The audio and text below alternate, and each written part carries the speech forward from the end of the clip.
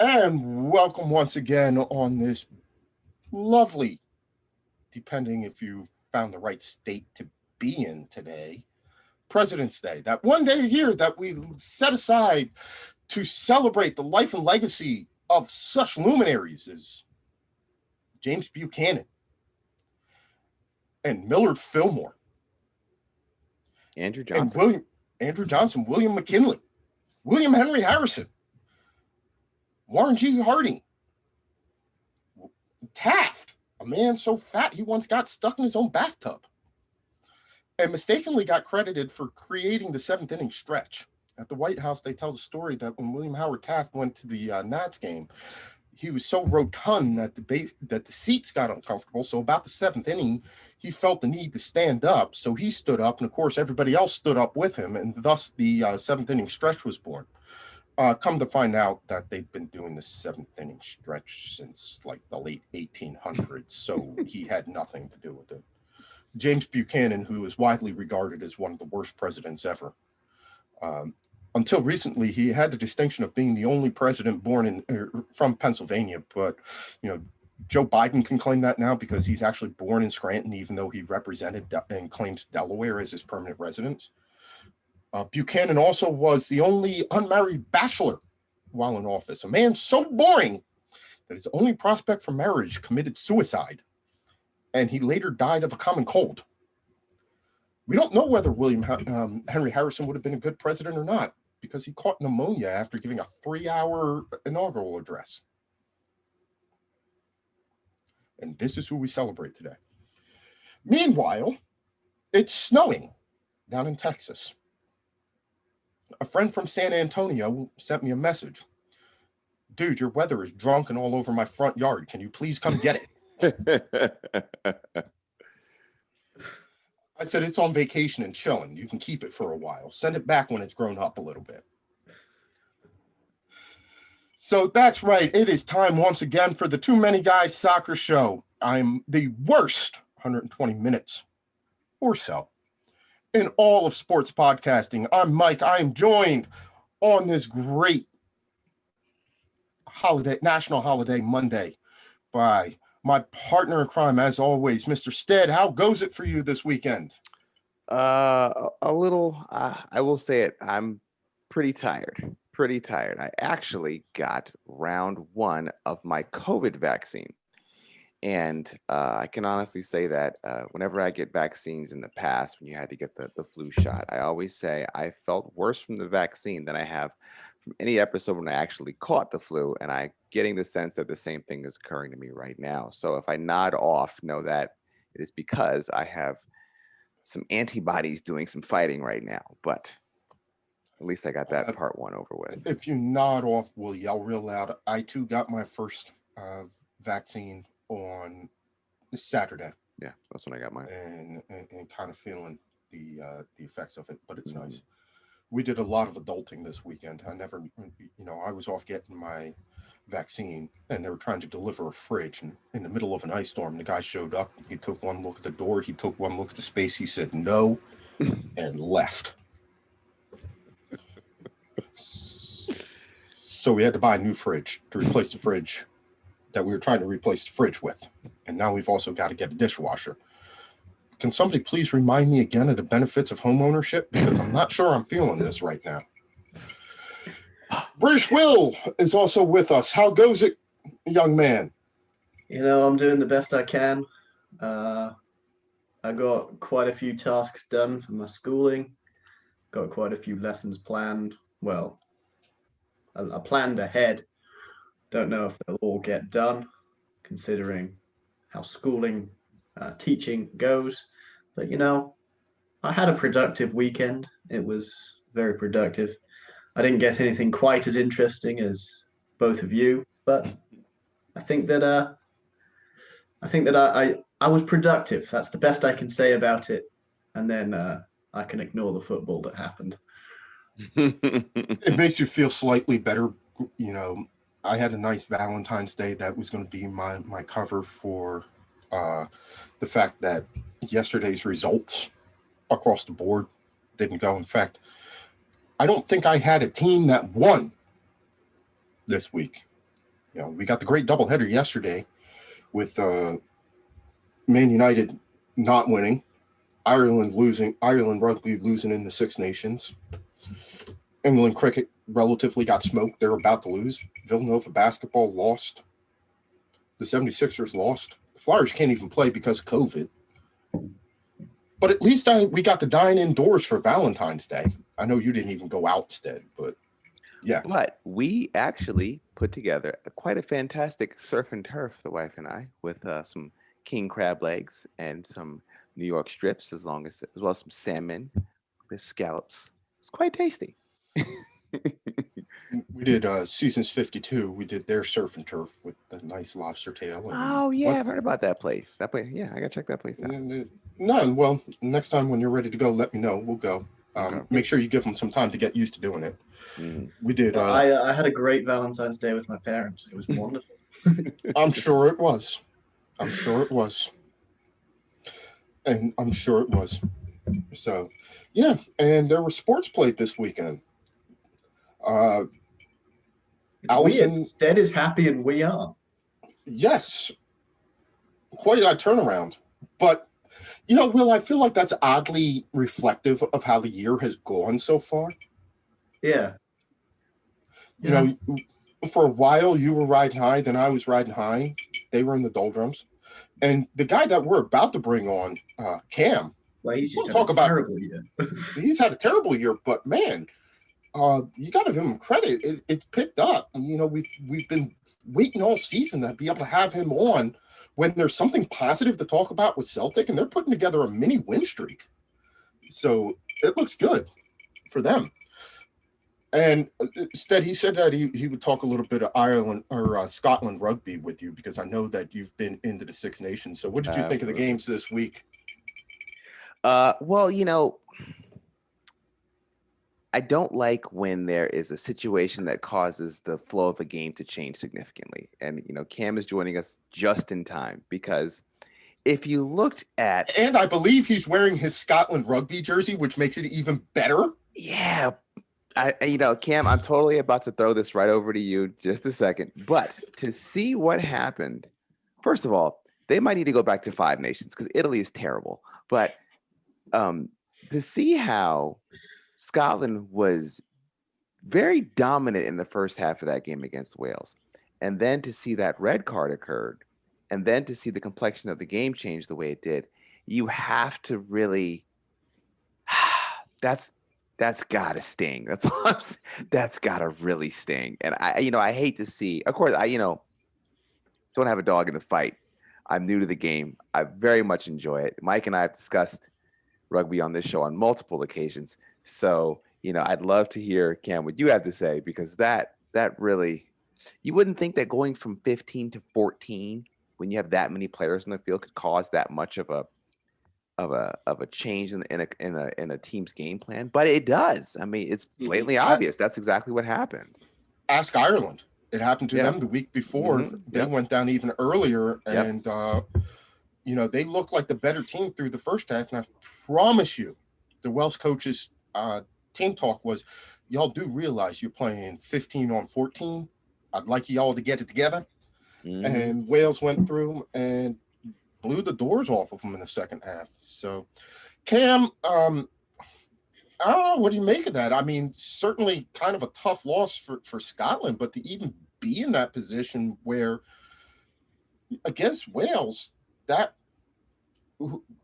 they look good. They look like a serious competitor in this year's tournament. And, whoever won that game was going to have the early advantage going into the remainder of the tournament.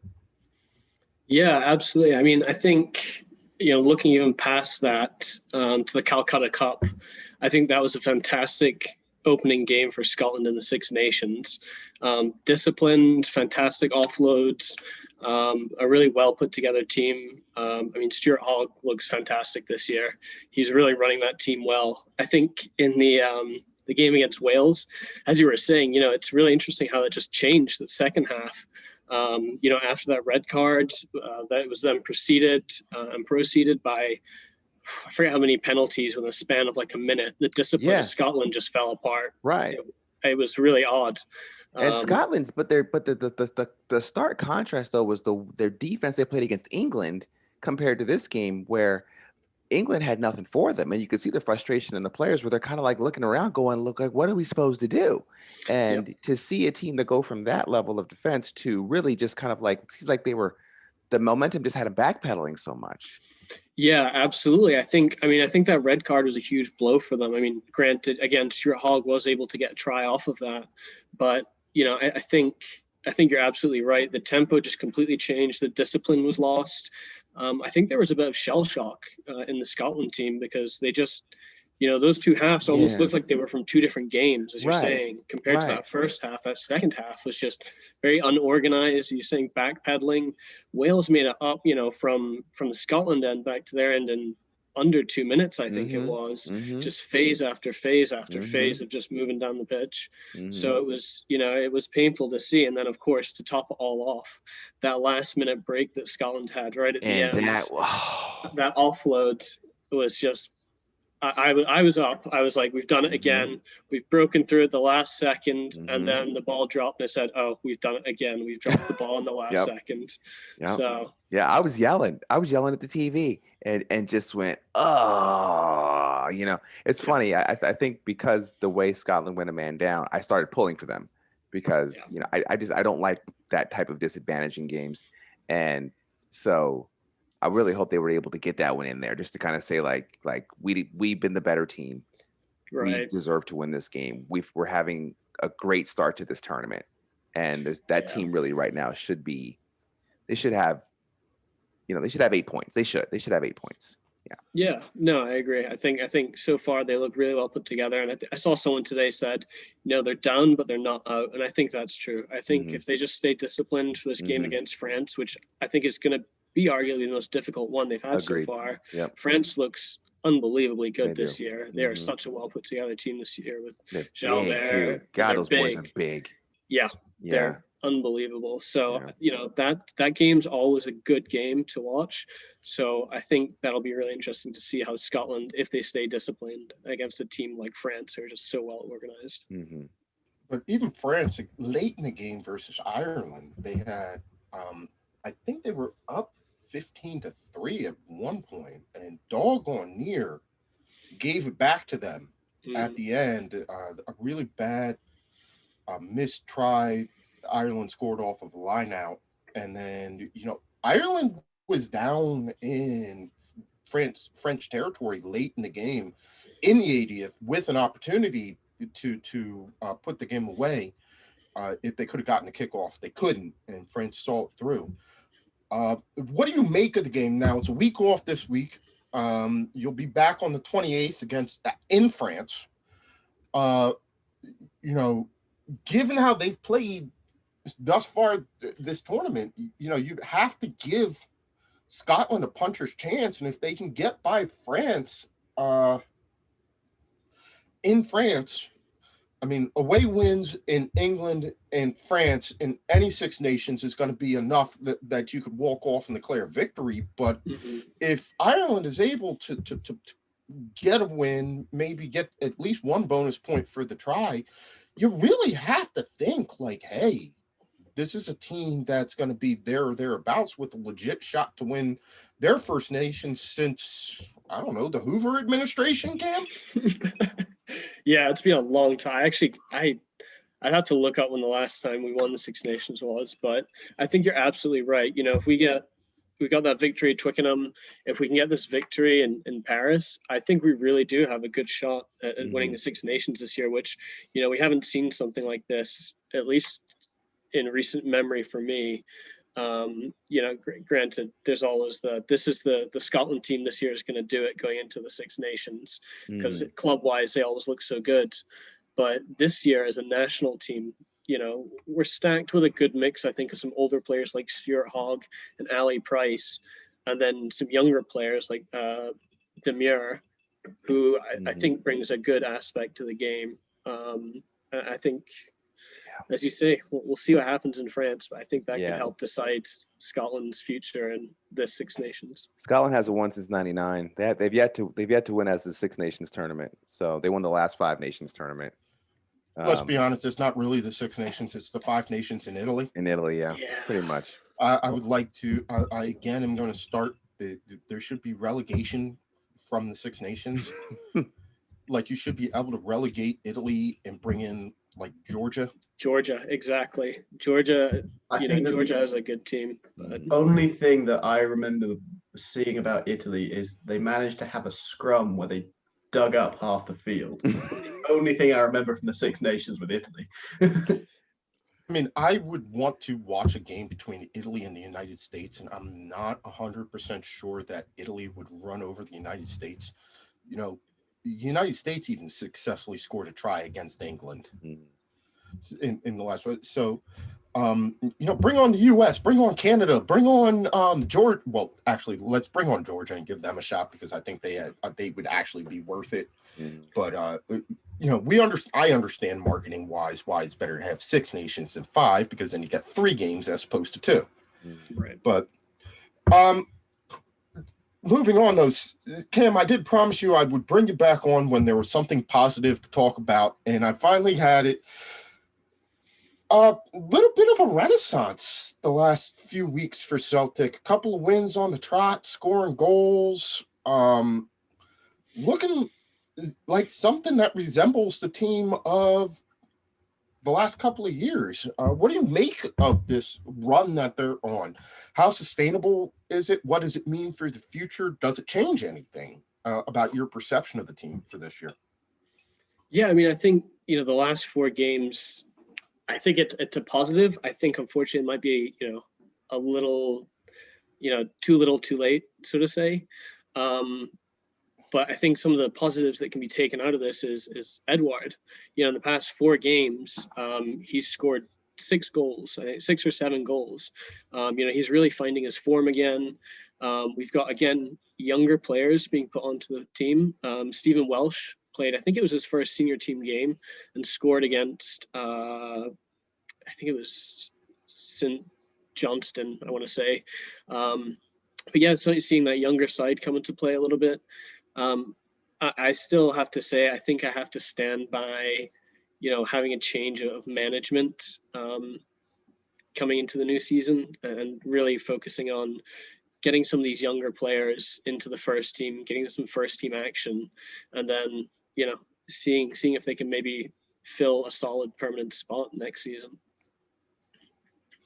So Cam, I have to ask you, how did the flip fixture Celtic versus St Mirren feel? Because, you know, the last game you lost was against St Mirren. And that's the thing that right before we had you on, you were on here last. Yeah. I think that was the last time I was on as well. So how did it feel to beat him 4-0? 4-0 was great. I think it's what we needed. I think it's what the fan base needed to see something like that. You know, being beaten by a team like St Mirren that's, I think, the bottom of the table, middle of the table, somewhere like that, you know, the kind of bottom third, you know. It was a good feeling, but it was also kind of bittersweet in that we should have beat them the last time. This is just how it should have been. And I think you make a good point there. You know, the past 4 games, we haven't played any teams that are really near the top of the table. They've all been teams in the middle and the bottom of the table, so we should be beating them. I think this next game against Aberdeen is where we'll really see if we've been able to turn things around properly. I want to welcome in a good friend of ours and our man in England, London Sean. How goes it, sir? Yeah, goes well. Obviously, a very tired London Sean. Obviously, too much celebrating of our victory on Sunday. Come on, you gooners. But yeah, apart from that, well, yeah, good. I wouldn't have missed Cam's slot for the world. So here I was am. going to say, I feel like you have this sixth sense that Cam is going to be on. Yeah. And so you want to make sure that you make an appearance. Yeah. Absolutely. So my life wouldn't be complete without seeing you at least once a week, Mike. That's well, not me, but I mean, I'm sure that you want to I'm talk. not missing other people out, but obviously, you know, hearing your words of wisdom generally puts me on the straight and narrow for the week ahead. Yeah, I don't even know where to go with that. There are just too many jokes that could be made. The last time that I had a word of wisdom, I left it swirling in the toilet. Oh, did you? Right, okay. And flushed. Anyway, we've been talking a little bit about Celtic and Scottish football, and we covered a bit of the Six Nations, talking about that Wales and Scotland game, which for my money was probably the best of the weekend, and stuff. So I know that you love to talk a little bit of Scottish football with Sean, and just putting you on the spot right as you walk in the door. Do you have anything that you want to talk about this week, sir? Do I have anything to talk about? No, I suppose I'd just like to ask Cam, do you think, I know this will be hard for you to put an opinion forward, but do you think Rangers have any hope of winning the Europa League? I mean, I don't think it's impossible. I think this season's shown me that, saying Rangers can't win anything anymore is kind of out the window at this point. Granted, they've still yet to win any trophies. I won't forget that point. But I don't see it happening. I think they're good. I think they can go far, but I don't see them winning it. They've almost got a bye, haven't they, this round? Royal Antwerp? Yeah. So, I mean, okay, Sean, I'd just like to. I'm sorry, Cam. I'll take the pain away now. Okay, you don't have to talk about that lot we play in blue. We do need to look in. I do have a Belgian correspondent who I need to look into. Oh, do you? Come Okay, on. right. Okay, that sounds good. Very, very dear friend of mine, and since I'll probably send him the link to the show, Belgian Kurt, who has been stuck over in Brussels since COVID started, very dear friend of mine. We miss him a lot, but he is my go-to guy on all things Belgian, particularly when it comes to Belgian football and beer. Okay, good combination. Mm-hmm. Do we have? Do you have a Portuguese Pete that might know a lot about the Portuguese first division? No, but I will get a scouting report on Royal Antwerp from him Okay. because he even told me last year when United had the Belgian teams in the Europa League, what players to watch out for. He tends to be a little bit more down on Belgian national team than I would be. One of the greatest bets of all time in the Euros in 2016, he bet me a basket of Belgian beer versus a basket of American beer that Belgium wouldn't get out of the group stages. Now, of course, when somebody makes you that bet, you shake hands, walk off, and You shake hands and walk away because a basket of American beer costs about $2.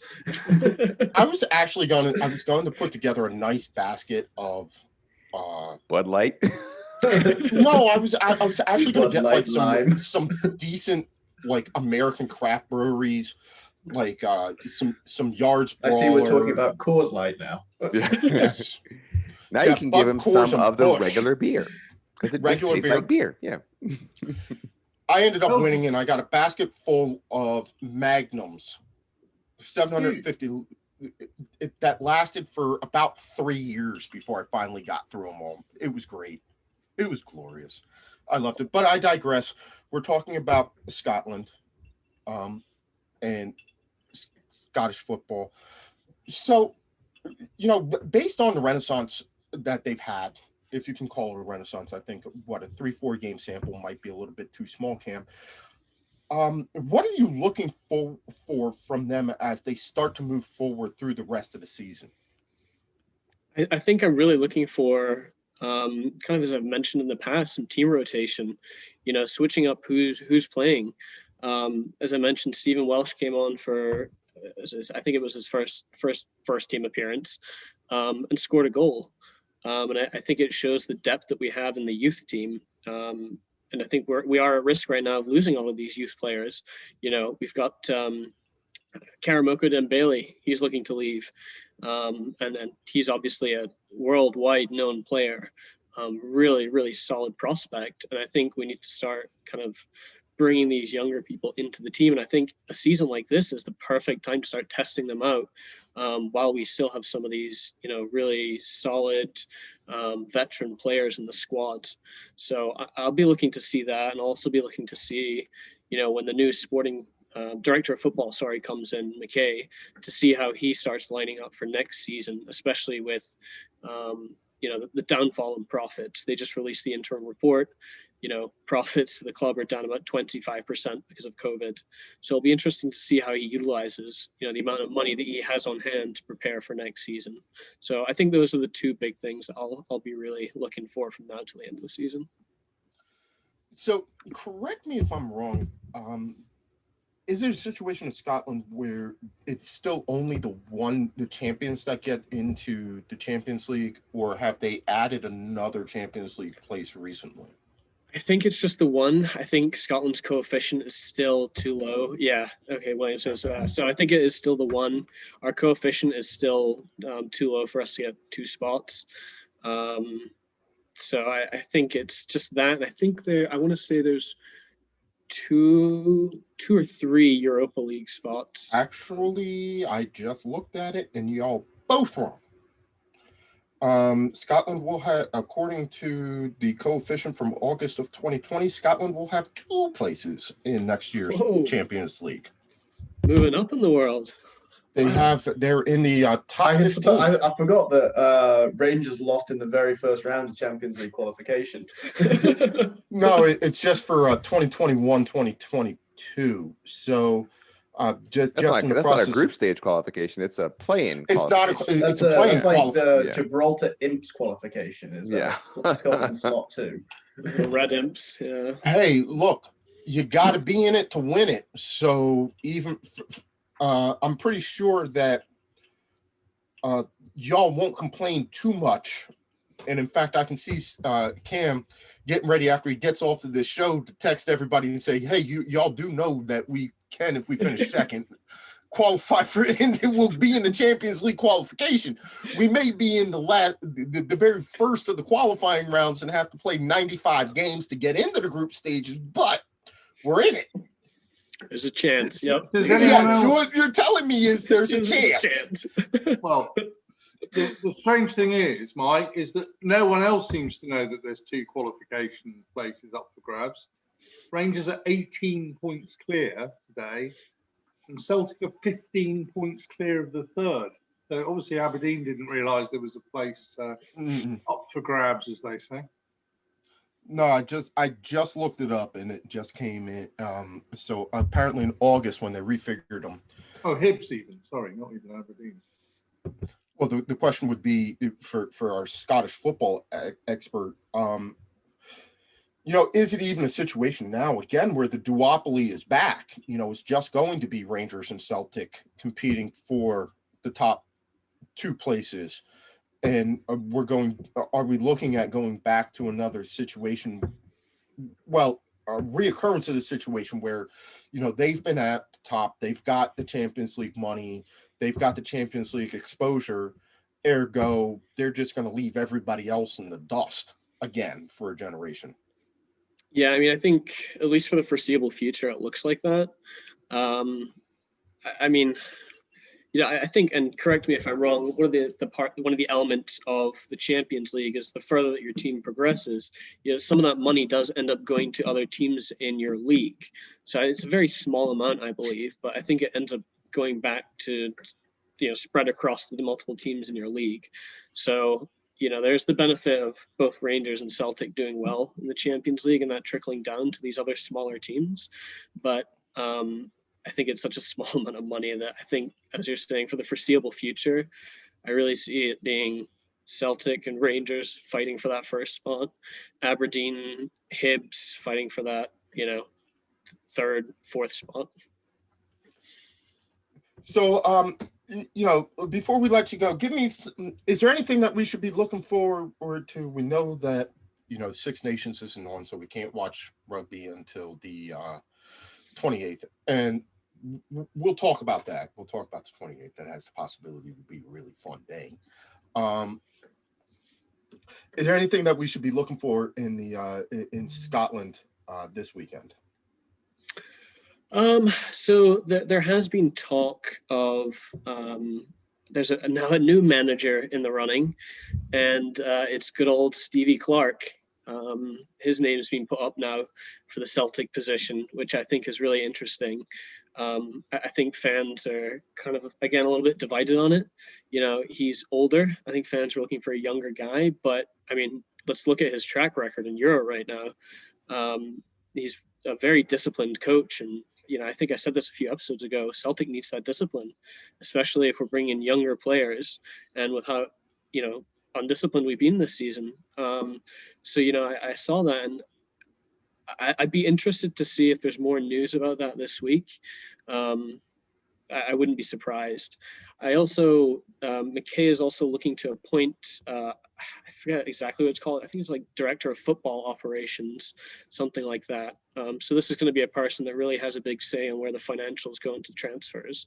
So, there may be some talk about that this week. I wish I could remember who it was that was put forward for that role, but it's someone with a lot of history. I think he used to work at Bournemouth when Bournemouth was promoted, and he did a fantastic job with that. So he's got good experience of taking these teams that need help, in terms of the transfer market, things like that. So I think if there's any news that comes this week in terms of Celtic, I think we may see some more talk on Stevie Clark, and we may see some more talk on the director of football operations at Celtic. All right, man. Well, we want to thank you for having you on, for coming on and joining us, talking a little bit of Scottish football, Scottish rugby. Yeah, and as I enjoy my scotch, it's the perfect amount of synergy. I love it. Yep. I got a nice 18-year-old going on right now. I'm all cheeky. out. Yeah, I can, and you got to come back on in 2 weeks so we can continue this Six Nations talk. Yeah. We're I'm already really excited scheduling about this. We're already scheduling them. We'll see if we can find a mutually beneficial venue where we can watch, where we can hook up the TV, watch that, and make a nice long day out of it, because United plays Newcastle at 2. Wow. So good day. Anybody? Yeah, we can make a nice long day out of it. And Maxim score a hat trick. That's what we're going to see. So, Cam, I'll be in touch. We'll set this up, but we'll definitely have you back in 2 weeks to talk some more Celtic and some more Six Nations after the French game. Thanks for coming on and joining us, and cheers as always, my friend. Slanja, thank you guys. Slanja. So, London Sean, sir, how goes the gambling this week? Gambling this week, not so hot, I'm afraid. Just sort of a lot of hitting the crossbar, as they say. A bit like Aubameyang in the 72nd minute when the goal was there, a lovely shot, crossbar and out. I'm just recovering a little bit from Cam talking about Steve Clark being old. I've just looked up how old Steve Clark is, and now I know which category and which side of the fence he's got me on, basically. But yeah, no. So I'm glad Rob's coming on, because it would have been a good start to the week had I not decided to put Bayern Munich in my little parlay. Is that what you called it last week, Mike? A parlay? Yes, the parlay. Yes. Yeah. So that was a bit of a shocker, but I should have not been so greedy. That was the last game. So did you have it going through today? I did. I had Chelsea to win to 0. I had West Ham to win. I had Verona to win. I had one other one. Can't remember. And I had Bayern Munich to win to 0. This is why you don't do parlays, because you can do those. Exactly. And then that last game, something weird inevitably happens, and a hand comes up from the field and swats the ball in, or like the most Mike Dean becomes the VAR in Europe right now. But roaring I did with have Arminia Bielefeld. Yeah, against Arminia Bielefeld, which Rob will tell us about. I don't know how that happened, but sorry, I'd completely forgotten, because it was just in the last week. So I had a very good evening on Wednesday, I think it was. Was that the Everton-Tottenham game? Yes, it was. Yes, the FA Cup game? Mm-hmm. So they were the last game in a parlay with Everton to win and both teams to score. And luckily, I scrambled out with a very nice profit before. I'm just trying to remember who got the equaliser for Tottenham at 4-4. Was that Mr. Kane? I think. Or Mr. Kane equalised to then reback the draw in 90 minutes and win again, and then reback Everton to win in extra time. And Spurs got knocked out of the cup. So all in all, it was a fantastic game. A very profitable. Now, Stead will appreciate this. There was a guy on the radio, on the local sports talk radio, who had a 19-team parlay, college and pro. And he went 19 of 19. It was a 67-cent bet that was set to pay him about $6,000. If you Lovely. 19 of 19. But Stead, you know where he went wrong? Where? Super Bowl. Monday Night Football. Monday Night Football. He bet the Washington football team you know, to win. Why? You never bet the Washington football team to win in prime time. Everybody knows that. So clearly, I mean, 67 cents to win like $6,000, yes, but that's why you never do that. All right, that's why you never do. In fact, the best thing that you can do, Sean, is when you have one going into a day like today, you take it and just sell it and let somebody else inherit the risk. Well, in the UK, I don't know that you have the same in the States, but we have a couple of sites where you can bet against people. So if you have a good parlay up with the bookmakers, you can always go and lay the bet off with people on Betfair. So that's what the big pros do anyway. Yeah. Yep. So we are going to bring in Bayern Rob. Yeah. And he's coming in right now. Talk a little bit about Bayern. Talk a little bit about German and football in general. Sing the praises of the second team to hold all the possible trophies all at the same time. You know, I want to feel like this is an accomplishment. I'm sure Will tell me that somehow Liverpool did it even when I know they didn't. But he's going to tell me that Liverpool was the first team to ever do it. But we know that didn't happen. Yeah. So we'll go on. Tell me how Liverpool actually held all 95. I want to know how Liverpool actually won the German Cup last year. Okay, so let me explain this point. Okay, so Felipe Coutinho, who was sold from Liverpool to Barcelona for £144 million, one of the best transfers in the entire history of the game, by the way. Well, you see, he was loaned out to Bayern Munich, and he won the German Cup with Bayern Munich. Therefore, Liverpool also won the German Cup with Bayern Munich through circular logic. Obviously, you wouldn't get there through linear thinking. No. We're talking about Liverpool fan thinking. So Liverpool won the German Cup last year. They also won the German League. They won the Champions League. They won the Super Cup. They won the Club World Cup again. Therefore, Liverpool is obviously the best team in the world. There you go. Did we really just play 6 degrees of Philippe Coutinho? Considering that Philippe Coutinho didn't even win the Club World Cup this year, it's kind of funny. Normally, also Liverpool has a German manager. Therefore, anything that a German team wins, Liverpool wins. Okay, that's a fact. Normally, I have to wait until at least the second hour of the show for the complete and utter ridiculousness to rear its head. We're getting it in early. Bayern Rob, how goes it, good sir? How you doing? Not too bad. Not bad at all. I don't know if anybody watched the match, but it was like winter wonderland out there. It seems like Sean apparently has a bone to pick with you because he had money on a multi-team bet for Bayern to win, and somehow they managed to only draw and had to come back to do that. So I'm gonna let y'all two hash this out real quick because I'm pretty sure he's coming to collect. Hey, look, here's the thing. right? It's a lot of matches, especially in Jurgen Klopp says there's a lot of matches in the season. But in addition to that, look, you got to remember the last time Bayern were playing a match in the Bundesliga, they were in Berlin.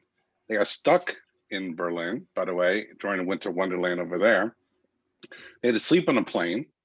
They were only allowed to leave Berlin the next morning. They had to go back to Munich for a crew change on the plane. Then they flew to Doha, Qatar. So then they had played 2 matches in Qatar in the beautiful 86-degree night weather. They partied after they beat Tigres in the final, and they won their 6th title. And then they had to go back to Germany and train all over again. And not to mention, poor Thomas Muller, tested positive for COVID. So then he was not able to play. He actually came back to Munich on a quarantine ambulance plane, looking like an astronaut. So he looked like he invaded space, literally space. And a lot of players are out, and this Armenian Bielefeld team has some stars on it. Ortega, the keeper, is amazing. I think he's one of the top-rated keepers by stats this year, even though he's playing for a relegation side. And Doan, the midfielder, even though he got hurt, they play well. But this Bayern team is simply, they're tired. You got to give them a break. And I know a lot of Bayern fans are screaming, they're hollering, they're wondering why we drew, at home to Bielefeld. It's because they're tired. They're not robots. They're humans. And for all the bettors out there, I'm not sorry. So basically, Rob, what you're saying is that all of this was highly predictable, knowing that Bayern Munich were absolutely knackered, having travelled halfway around the world, and you didn't even put a word on our thread today to say that there was the betting coup of the century going on in front of us, with the English bookmakers giving the draw at something like 4-1. Honestly, to be honest with you, if I was betting, I probably would have just picked Bielefeld, honestly, just because it was such a cheap bet. Well, you'd have lost as well, but yeah. No, that's true. You're right. I was waiting for half the game. One problem with that, Rob. I have one problem with that, and you said that Arminia Bielefeld is a team full of stars. Arminia Bielefeld, before today, had a team with 15 goals in the entire season. That's joint bottom with Schalke. If you joint with Schalke on anything, that's just not a good look for you. Yeah, but look, Schalke is not supposed to be there. Arminia Bielefeld supposed to be kind of playing down at that level, but they got a couple players that can play that belong in this league. They would have been Schalke level. It wasn't for Ortega, their keeper. He has saved them all season. And those who want to play fantasy Bundesliga, we all have him on our roster. He's that good. So we have a couple of things. Sean, we just found out that Rob is the other part of Coach Matt. So Coach Matt, you always bet against. Rob, you've got to kind of figure out where he's going, because he's going to tell you afterwards what you should have done. Yeah. Those are always the very successful bettors who have no money, because they never put any money down in the first place, but they always knew what should have happened. And somehow I managed to start the Too Many Guys gambling show. I'm not sure when that happened, but apparently this week it has. Rob, talk about the accomplishment of holding the 6 trophies. What does that mean, if anything, for Bayern in the grand scheme of things, as the most successful German team? Where does this rank? What do the fans think about it? What does the team think about it? How are they approaching having held all of this at the same time? It's a remarkable achievement. 6 trophies. The sweep is beautiful.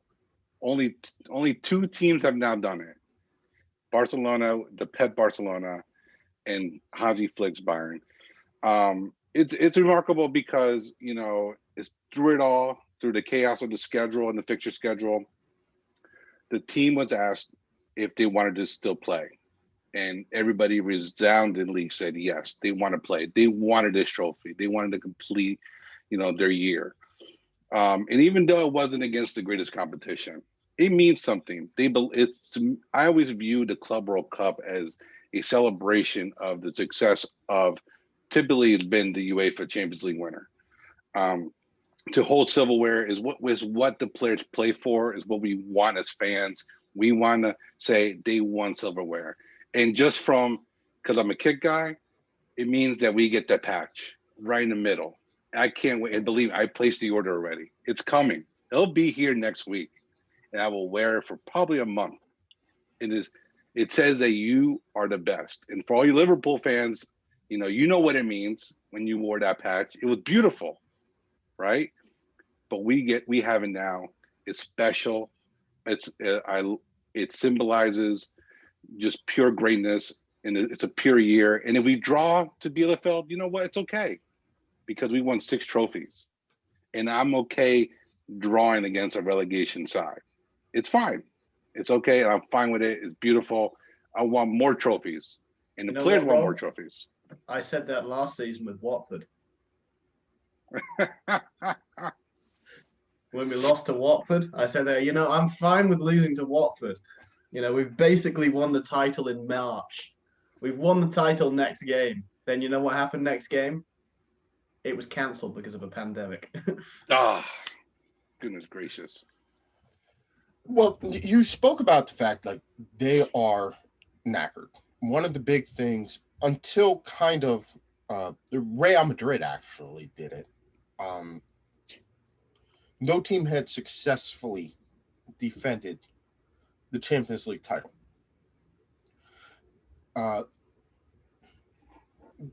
We're dealing with the pandemic. We're dealing with this on top of having to travel to Qatar in the middle of the season, losing those 2 weeks worth of fixtures, coming back, having a game this weekend, then you're back into the Champions League next weekend, not this coming midweek, but the following.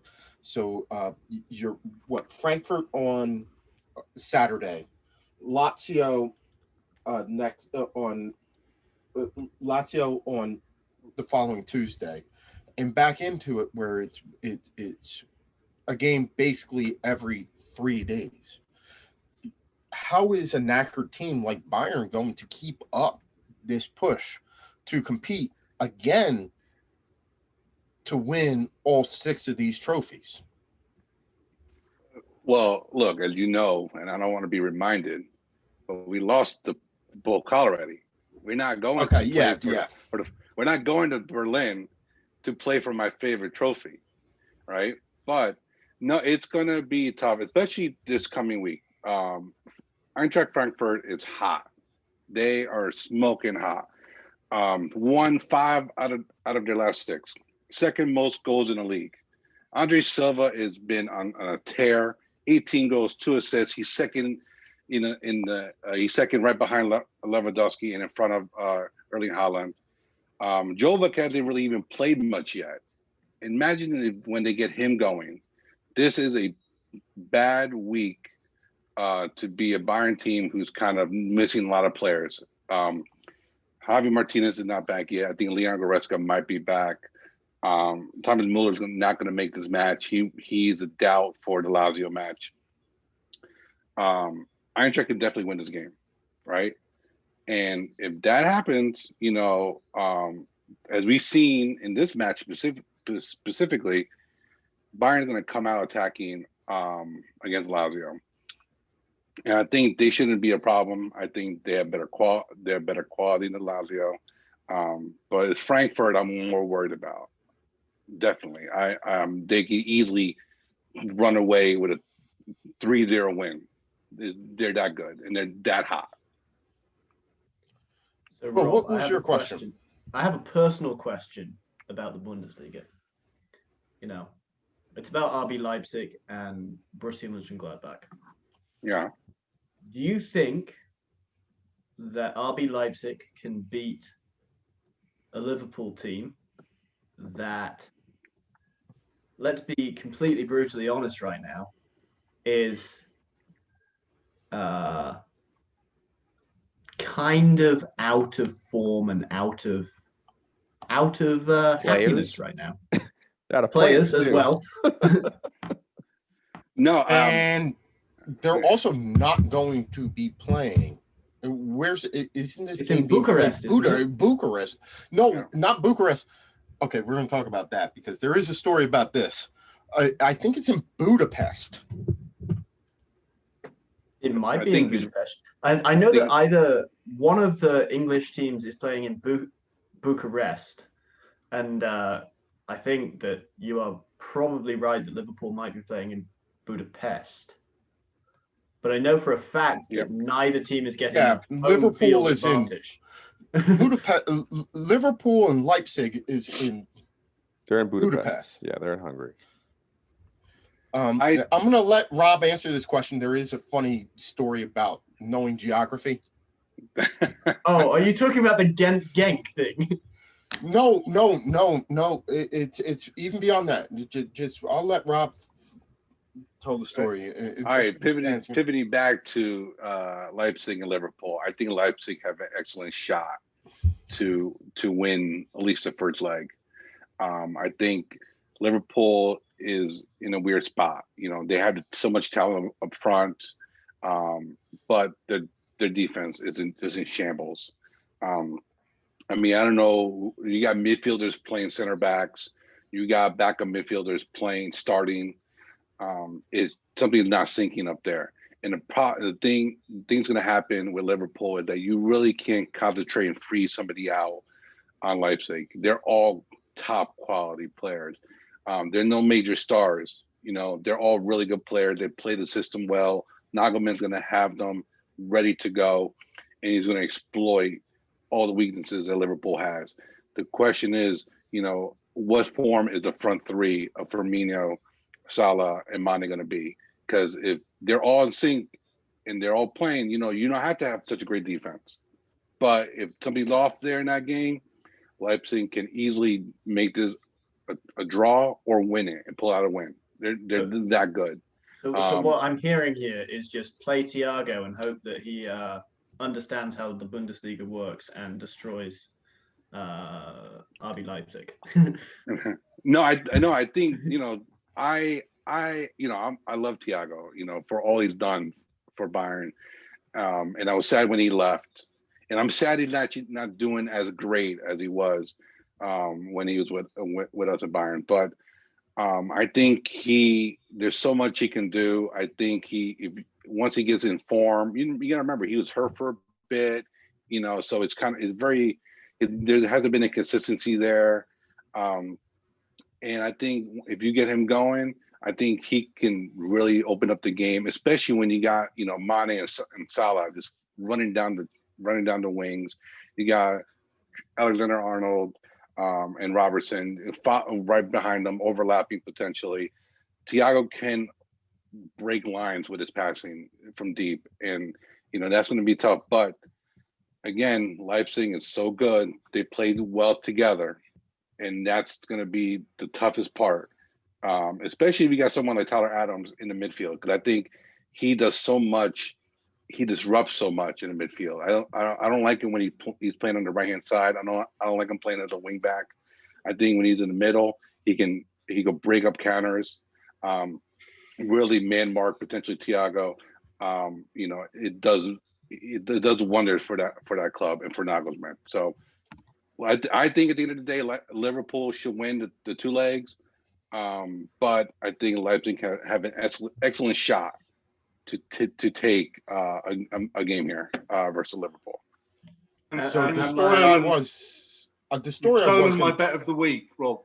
You've stolen my bet of the week because that's if I was asked one prediction, the English bookmakers have Leipzig at 2-1 to beat Liverpool tomorrow, and I think that's a very good price to take. We need to get to Leipzig in a second because they just signed Diogo Upamecano, Bayern did, and we'll get Rob's verdict on that. Will, I promised you that I would tell this. Back in 2012, 400 Athletic Bilbao fans chartered a plane to go to Bucharest for the Europa League finals. The problem was that they mixed up Bucharest, Romania, and Budapest, Hungary. So they all got off the plane in Budapest looking for a game that was being played in Bucharest. As confusing as this is, it is important to understand that Budapest is in Hungary. Bucharest is in Romania, and they're completely different countries, and actually geographically they're not that close to each other.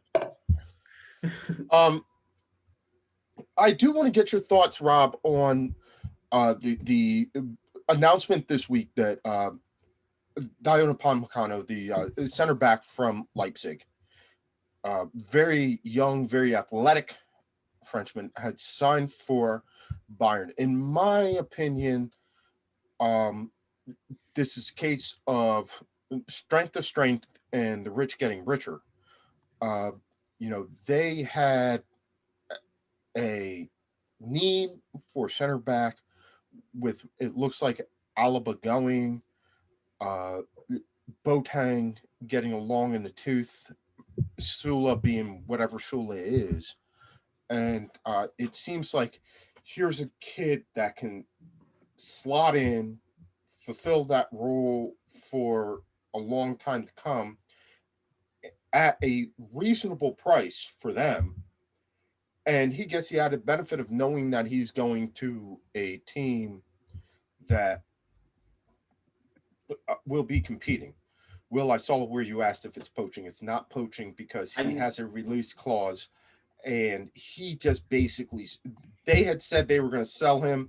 He had a release clause. He just said, I'm going to this team. Y'all stop calling.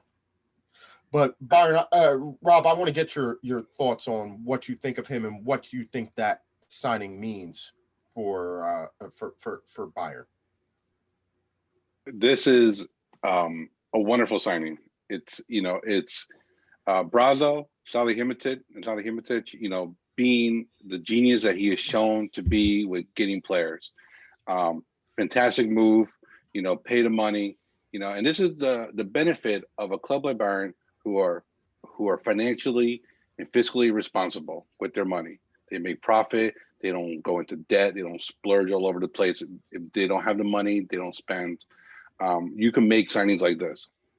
And Leipzig, Leipzig knew this was going to happen. They were going to lose them for this price. Bayern tried to negotiate a lower price. That wasn't happening. Leipzig said, okay, fine, you got to pay this price. That's the end of it. And like you said, there was a release clause. He had options to go to a lot of other clubs. He chosen to stay at Bayern.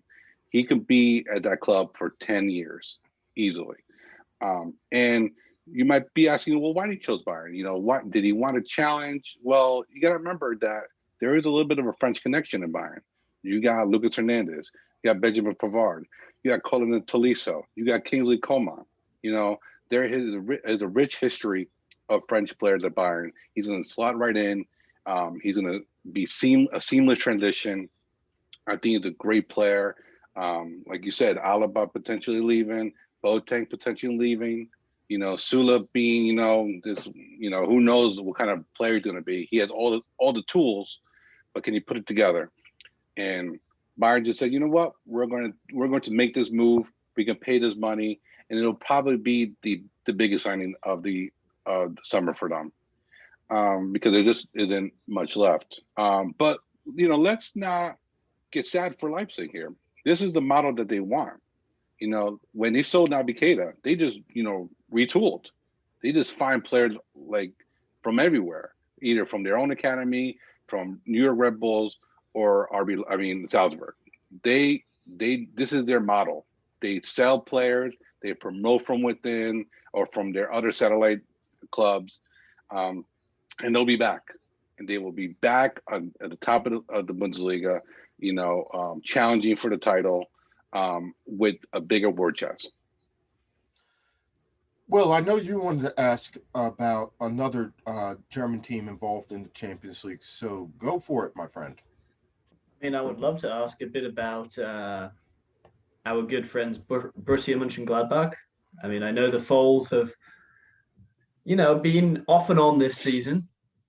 Can you hopefully give me good news and tell me you see them coming back on for Manchester City versus Borussia Mönchengladbach? Because I think that everyone on this podcast would love to hear Manchester City getting knocked out in the round of 16. You might like to hear it, but it's not going to happen. City just too good. They're too hot. And Gladbach, as of today, they know their manager is leaving come July 1st. Marco Rosa is left. He's going to leave, for Dortmund come the next season. Dortmund will pay their €5 million buyout clause or release clause, I should say. So all that happening, what does that do to the psyche of the players, of the club, to him, to the manager himself? In City, you've seen it. They could just score at will. Phil Foden's, on a tear. Raheem Sterling's doing well. They're just in sync in the moment. And Gladbach, unfortunately for them, they won't survive to the next round. They're just not good enough. City just too powerful. And it's a shame because I love seeing German clubs move up into the knockout rounds of Champions League, but not here, unfortunately. So, I was glad you brought up Marco Rosa going to Dortmund, which is a bit of a funny move, going from a 33-point team to a 33-point team in the Bundesliga. But, I have to hope that Borussia Mönchengladbach and, the likes of Tehran can just tear apart this apparently godlike partnership of Ruben Diaz and John Stones, of all people. That would be lovely to see. But I really don't see it happening. Rob, I have a little bit of a question about your signing of Dayot Upamecano. Do you think that Bayern has a monopoly on every good German player right now? Every good player in the Bundesliga? Because it seems as though they have first dibs. Look, they're the best club in Germany. So if a player who's really good wants to stay in Germany and they want to compete for titles, they want to compete in Champions League, and there's room for them, then it's a natural spot to go to. It's up to Leipzig and Dortmund to, when they sell their players, to use some of that cash to keep some of their players, their future players. Because players would stay. You just got to pay the big money. And so it's not necessarily Bayern's fault that, we're taking some of the best players of the league. And you got to remember, this doesn't happen often. I know Upamecano is this year. Last year, the biggest signing was Leroy Sané, who came from City. And if you want to talk about the club that take players from the league, it's Dortmund who take players from the league. They've taken, over the last 25 years, 10 years, they've taken 25 players from other Bundesliga clubs. Not to mention also their star center back in Mats Hummels. He's a Bayern Academy player. Then he left Dortmund for a little bit, and then he went to Bayern, and then he went back to Dortmund. So at the end of the day, it's Bayern do business a certain way. They have the cash to splash. They don't go into depth to do it, and it's it is what it is. Now it's up to a Leipzig team, who is sort of circumventing the 50+1 rule to use some of their energy drink might and do something about it. But as you see, their model is simply to sell players and just keep cashing in checks. But they do it well. They're still hunting for the title. But at the end of the day, Bayern is where it's at. You want to stay in Deutschland, you come down south. Yeah. I just kind of find it funny. I'm glad that Leipzig is not going to win the league. That's just kind of my goal each year, to avoid having Leipzig win the league in the Bundesliga. But it does seem to me, since last we talked, Rob, that your pet club, Union Berlin, is not doing so hot. No, they've fallen. They have fallen. And it just nature of the beast, you know. Sometimes when you get to that, like, mid-season, the winter break does weird things to teams and to clubs, right? You get on the streak and all of a sudden you take 2 weeks off, it's hard to get that back again. Sometimes it's a reset, which it could be a good thing for a club that's struggling. And sometimes for a club that's not struggling, that's hot, cools them down too quickly. And if they don't have the talent to maintain it, the problem is that they lose it and they can't get it back. So they have fallen down the depths. I just want to go back to the Marco Rosa discussion. He's trading one Borussia for another. We have to be careful because I know he's going to Dortmund, which is people have considered a quote unquote bigger club. But if Dortmund can survive in the top four, who's going to be there left for Marco Rosa to manage? And when it comes to star power, is Sancho going to stay for a non-Champions League season? Is Haaland going to stay for a non-Champions League season?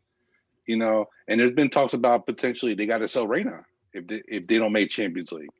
So Marco Rosa, they're already talking about the fact Haaland is all but gone. Yeah. Sancho pretty much is on his way out. Sean, you would be able to comment on this better than I would because you're over there. But it seems like the writing's on the wall, at least from the latest rumor that I had, that Borussia Dortmund has resigned themselves to the fact that Sancho's going to leave and they're not going to get the money that they expected to get last year. He be it Manchester United or another team, they were asking what, Rob, over 100 million euros last year, and this year they're talking they could get less than 80. No, it's true. It's true, definitely. And we've had a whole season of COVID, no fans in the stands, mind you, right? So the money is not coming in like it used to be.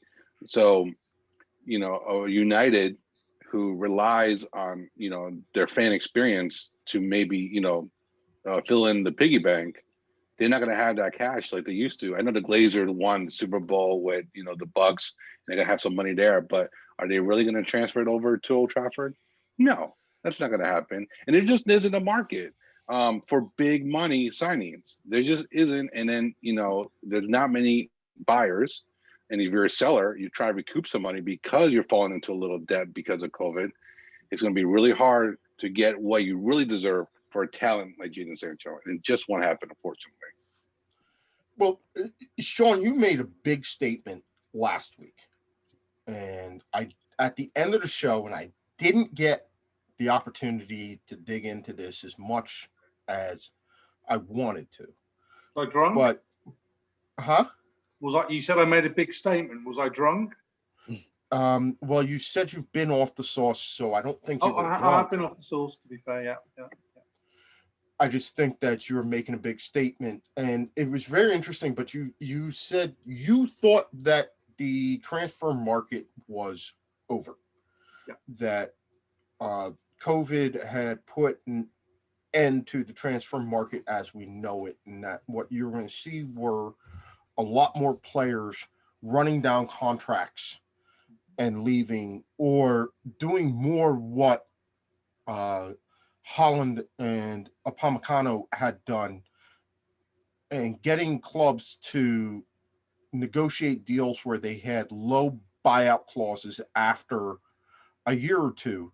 With Haaland, I can speak with confidence. I don't know the circumstances that brought Upamecano to Leipzig like I do the ones that brought Haaland to Dortmund, but basically Haaland's deal at Dortmund was you play 2 years and then the buyout clause drops down to a level where we are going to make back the money that we invested in the transfer fee and the contract that we have paid you. So we'll break even, but we're not going to profit, but we're not going to lose.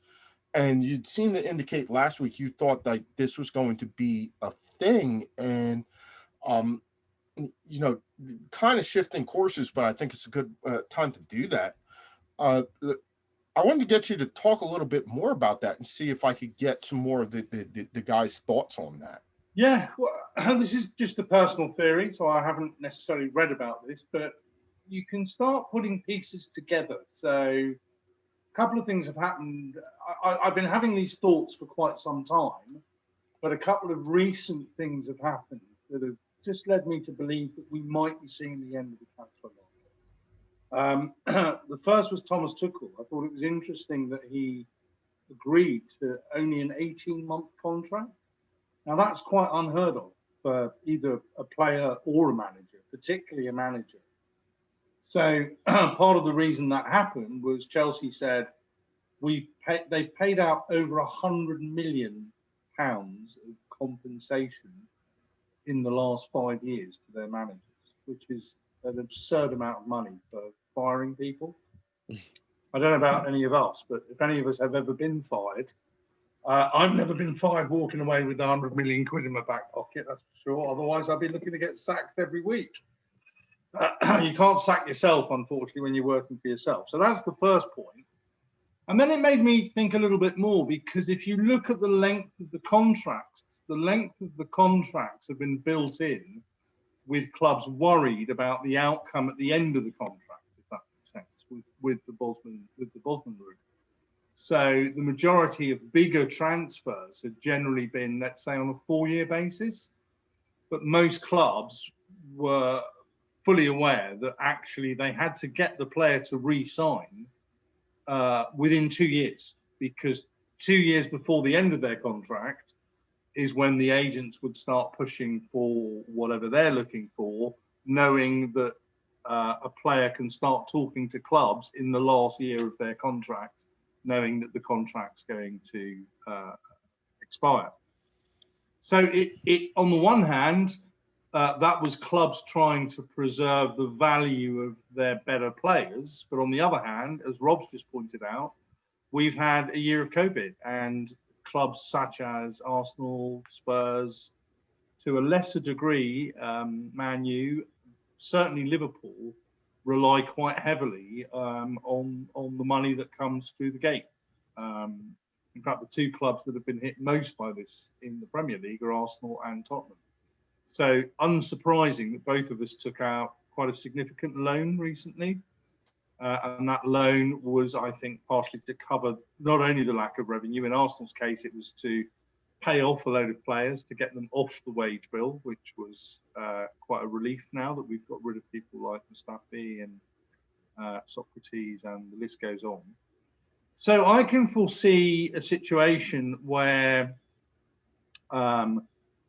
I think big transfer fees will be a thing of the past, and actually clubs will negotiate maybe to offer people 3-year contracts again, but in the knowledge that players will potentially, if they're playing well, and this might make it a fairer system, move on to get paid higher wages by the teams that can afford to pay the higher wages. The way that everything works in the Premier League is most clubs are operating on a minimum of 80% turnover. To 80% of their turnover is in player salaries, which companies would never do in a million years.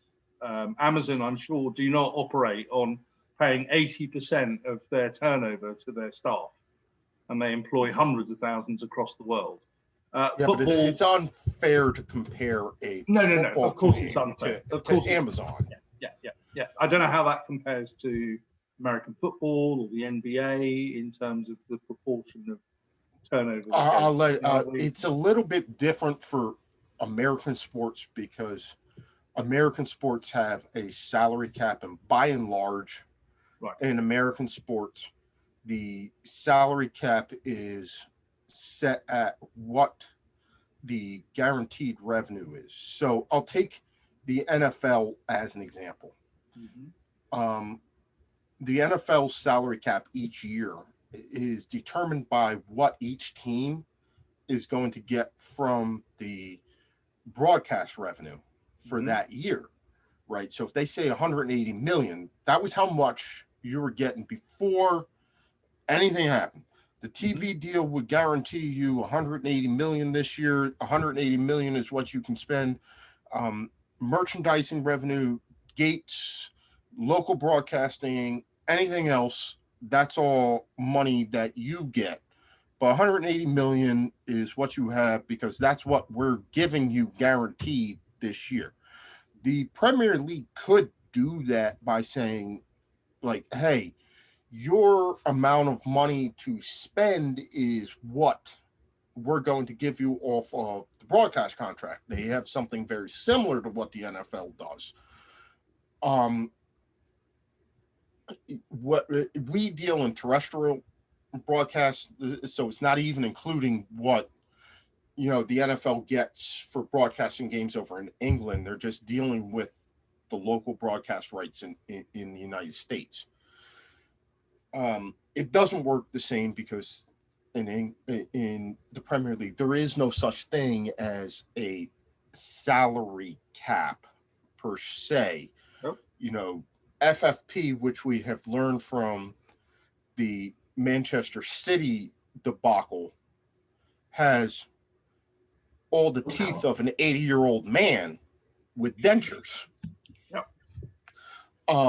So you can spend, but 80% of your revenue for a sporting franchise, spending 80% on player salary, it doesn't seem unheard of, number one. Number two,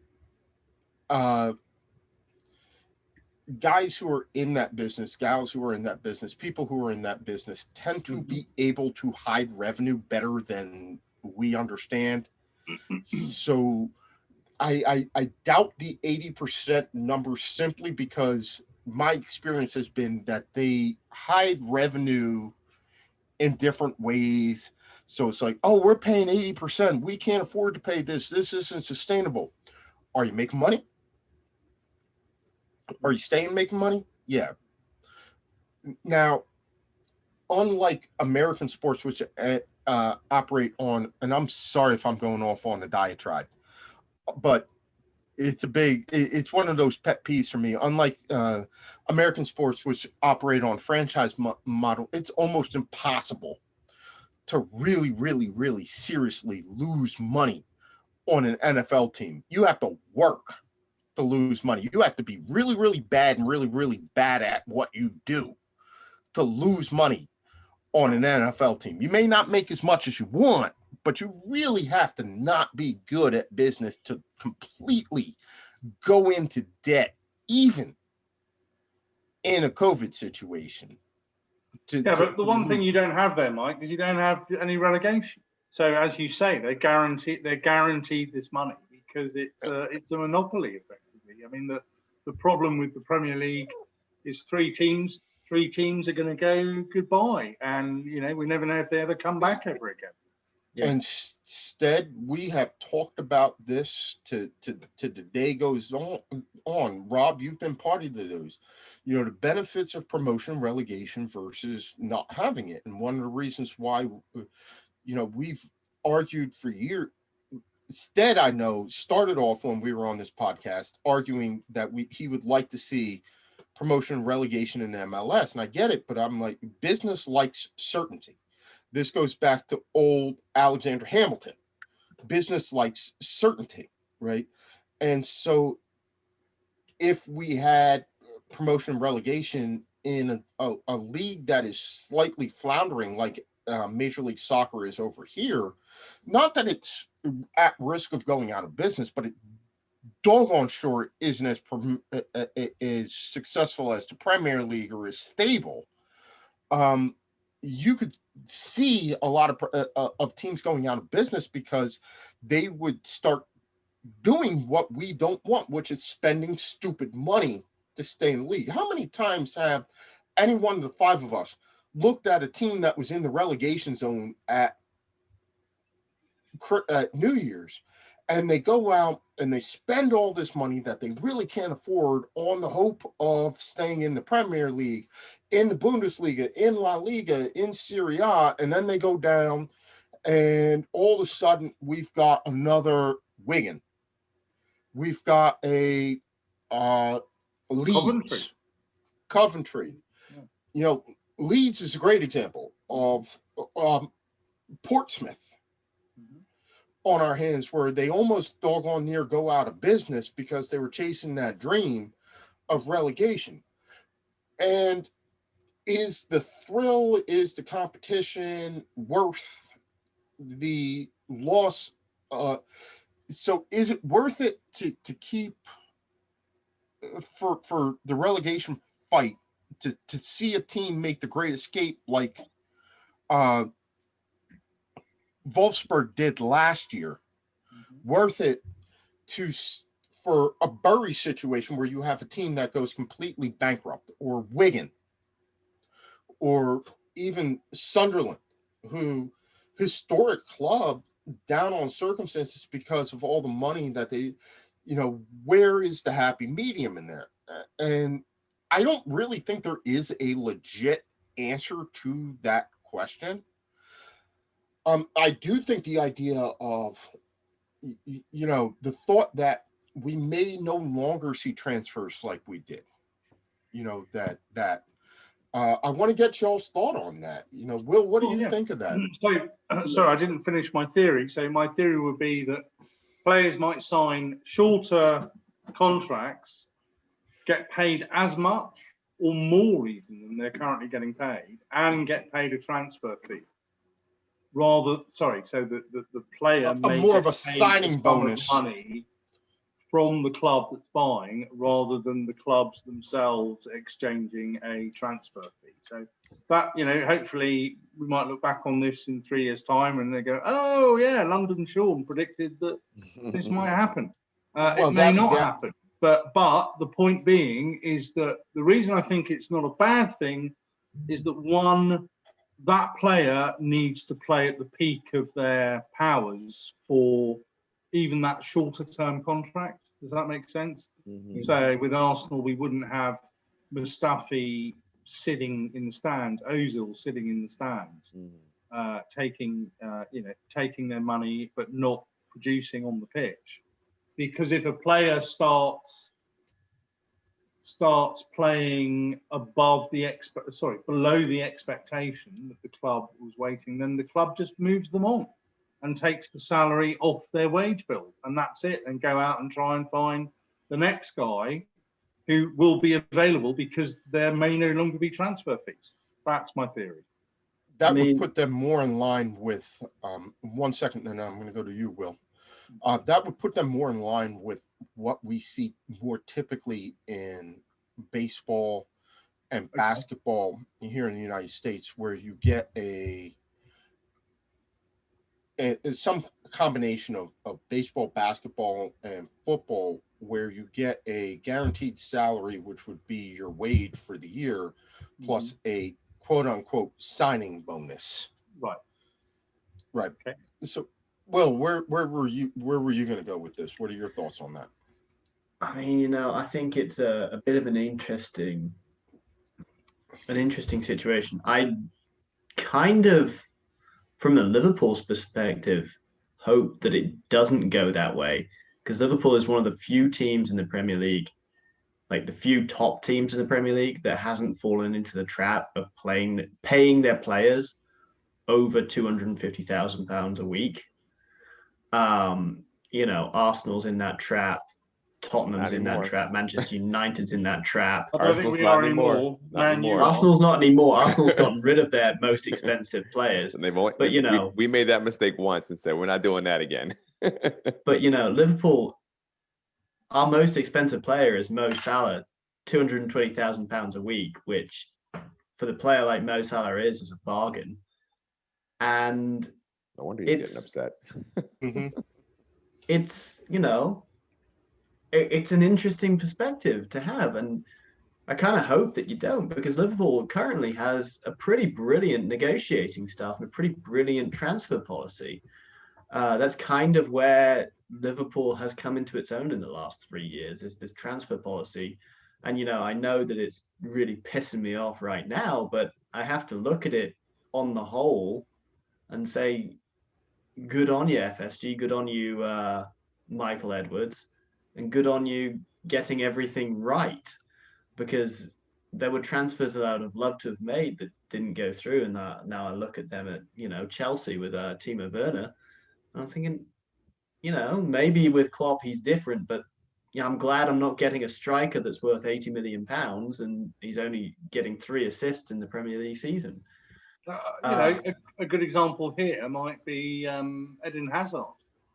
Exactly. It's just been a disaster since he's gone to Madrid. If he'd only been on a 3-year contract, let's say, you'd get to a situation now where Madrid might say we don't want him to fulfil the 3 years, and therefore someone might be able to pick him up for a bargain. I mean, but I think that would be an interesting mesh with the lower leagues contract situation, because right now my friend's cousin used to play for Barrow AFC and has recently signed for Kelantan FC in Malaysia, which is a Malaysian Premier League team. So Barrow was in the 4th division of the English league system. So they're not great, and they're in the relegation zone of the 4th division. So they're about to go back out of the league. But he's just signed for them, and he says the benefits, the bonuses for playing in Malaysia are similar to what I kind of see what Sean is describing.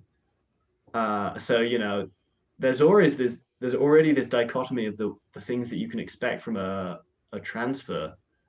And you can see that with the lower leagues, and you can see that with the upper leagues. And I hope that it doesn't go towards what Sean is saying, because I think that gives far too much power to the players.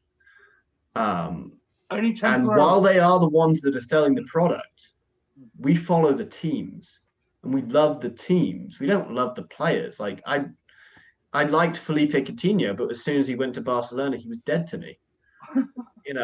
Oh, he wasn't dead to me, but I like Felipe Coutinho, and I still like him and I support him a bit, but I hope that we don't see a situation where a player is bigger than the club. And I think you're seeing that problematic situation in Barcelona right now.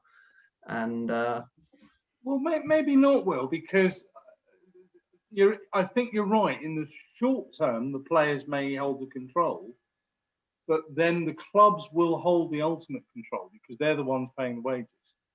There can't be superstar players without superstar clubs, of which there's 20 across Europe. But the problem is so many of those have now been hit so dramatically. Without Barcelona and Real Madrid in this transfer market, it makes it very difficult. Bayern are very clever. Bayern go in and buy players at the lowest level. I mean, they stole Serge Gnabry on bus via Werder Bremen. There was obviously some plots going on there in the background. So yeah, I do honestly think this could work. That ultimately it will mean that the bigger clubs get the better players, because they'll be able to pay them more. Yeah. So I mean, sorry. I just want to interject. Go ahead, Rob.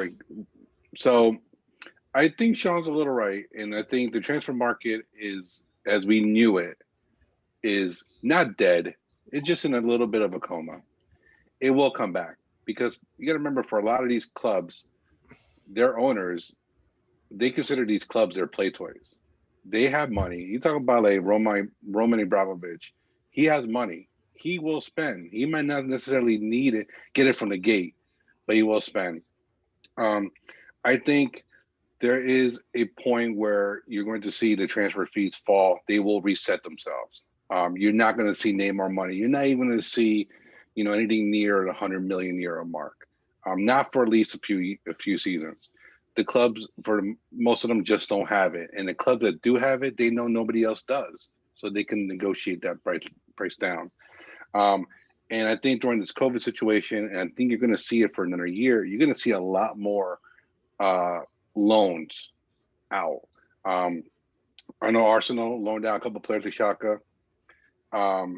Shaka loaned out with an option to buy a player to Juve in Weston McKennie.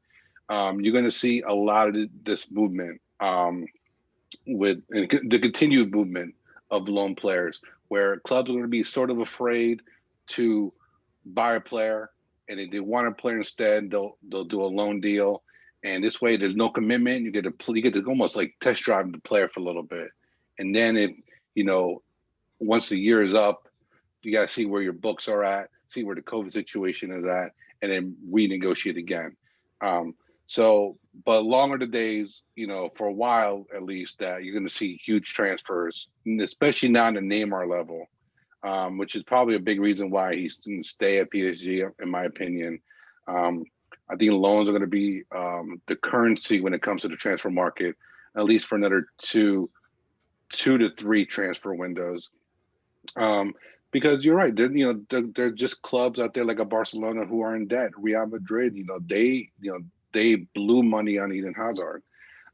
Barcelona has a lot of debt coming in, not just from players, but they're trying to do renovation in the Camp Nou, and they got to deal with that because their stadium, according to them, is falling apart. So they need to do major renovation. We're talking in the hundreds of millions, and the clubs that do have it, like I said, like a Chelsea, for example, like a Liverpool, for example, who get their money from FSG, who American owners who are a little bit more fiscally responsible. They know that there's not going to be much competition to compete for these top players, and the players are not going to go. I think you're going to see salaries maybe. I think they're going to stay a little bit neutral, but you're definitely going to see a lot of loans. You're going to continue to see a lot of loans. But the transfer market will be back because people love football in this world, and they will pay top money to get the best players. Stead, what do you think about this transfer market thing? I think you started to see things fall apart actually after the Neymar deal. I think a lot of teams were pretty upset that they did that, and there was I think when the Barcelona had that clause in there, it was sort of a thing that says, we're just going to throw this in here because we know no one's actually going to try and release it. And then the team did, which I think got the ball rolling with financial fair play and how it's not really going to do much. And as we've seen after the City situation and the wonderful memes that were distributed, some of those were absolutely hilarious. But I think you started to see cracks in the foundation of the transfer window occur. You started to see that happen right there. And now with, I think COVID is just a symptom of a problem that's been brewing. I actually do think it's going to go the avenue of shorter contracts. I think you're going to see players have more control in the short term, but teams have more control in the long term. So it's and what is the language of these contracts? Because we can talk about over here stateside with let's just compare the NBA to the NFL. The huge difference there, though, is that the NBA has guaranteed contracts across the board. So if you sign a guy for $245 million, you're paying him $245 million, no matter unless you negotiate a buyout. Yeah, exactly. That's what you're paying him. Whereas in American football, there's all you hear the contract number. What you really need to listen to, what is their guaranteed money? Like, what's the signing bonus? The players don't really care about what their base salary is. They want that signing bonus money because that can't be taken away from them if they happen to get cut. So the fact that you don't really have cuts like that in the EPL. I don't see them going. If Arsenal had those types of NFL contracts, the players that are currently on loan, they would have just been cut back in August. They just snip, goodbye. But I think the more you're seeing foreign influence permeate into the current structures that are occurring over in Europe, you're going to see that foundation begin to crumble. And I could see teams actually having a situation where they can cut players. So they may say, sure, kind of like what you're saying, Sean. Yep, you are on fire, and we really want you to stay. And you're like, great, you got to pay me this exorbitant. They say, great, we'll pay you that salary, but this is not a guaranteed salary. And at the point we get to, if you get 2 years in and you're playing like Willian's playing for Arsenal right now, snip, and they'll give you your signing bonus, or they'll give kind of, you were talking about your transfer money, and then that'll be the end of your contract. So Yeah, we're at both ends of that scale, aren't we? With the Aubameyang, exactly. Obviously, after the hat trick this weekend, Yep. he can have whatever he wants. Right, like. exactly. And then the William end of the scale, which is shit. We've got this guy, and we're stuck, stuck with him for the next 2 years. Yeah. And it's funny how you talk about that after Aubameyang went 3,977 games without I would scoring still have goal. Aubameyang at Liverpool in a heartbeat. Yes, and also you have to give Aubameyang some credit here. He was clearly dealing with lots of things that were happening off the field. I mean, and that's sort of started to come into play. This guy was obviously going through something, and now that we've kind of come out, you're seeing. I mean, anyone who saw the game will say that this is a completely different player than it was just a couple of weeks ago. I think it was very smart by Arteta also to sit him for a little while.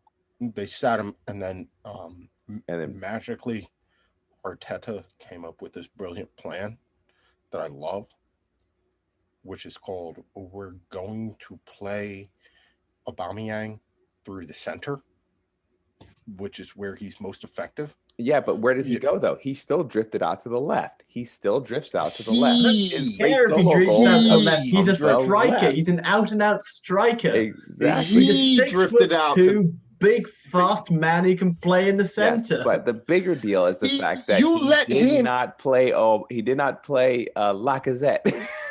Well, that was the more important thing. Don't play Lacazette.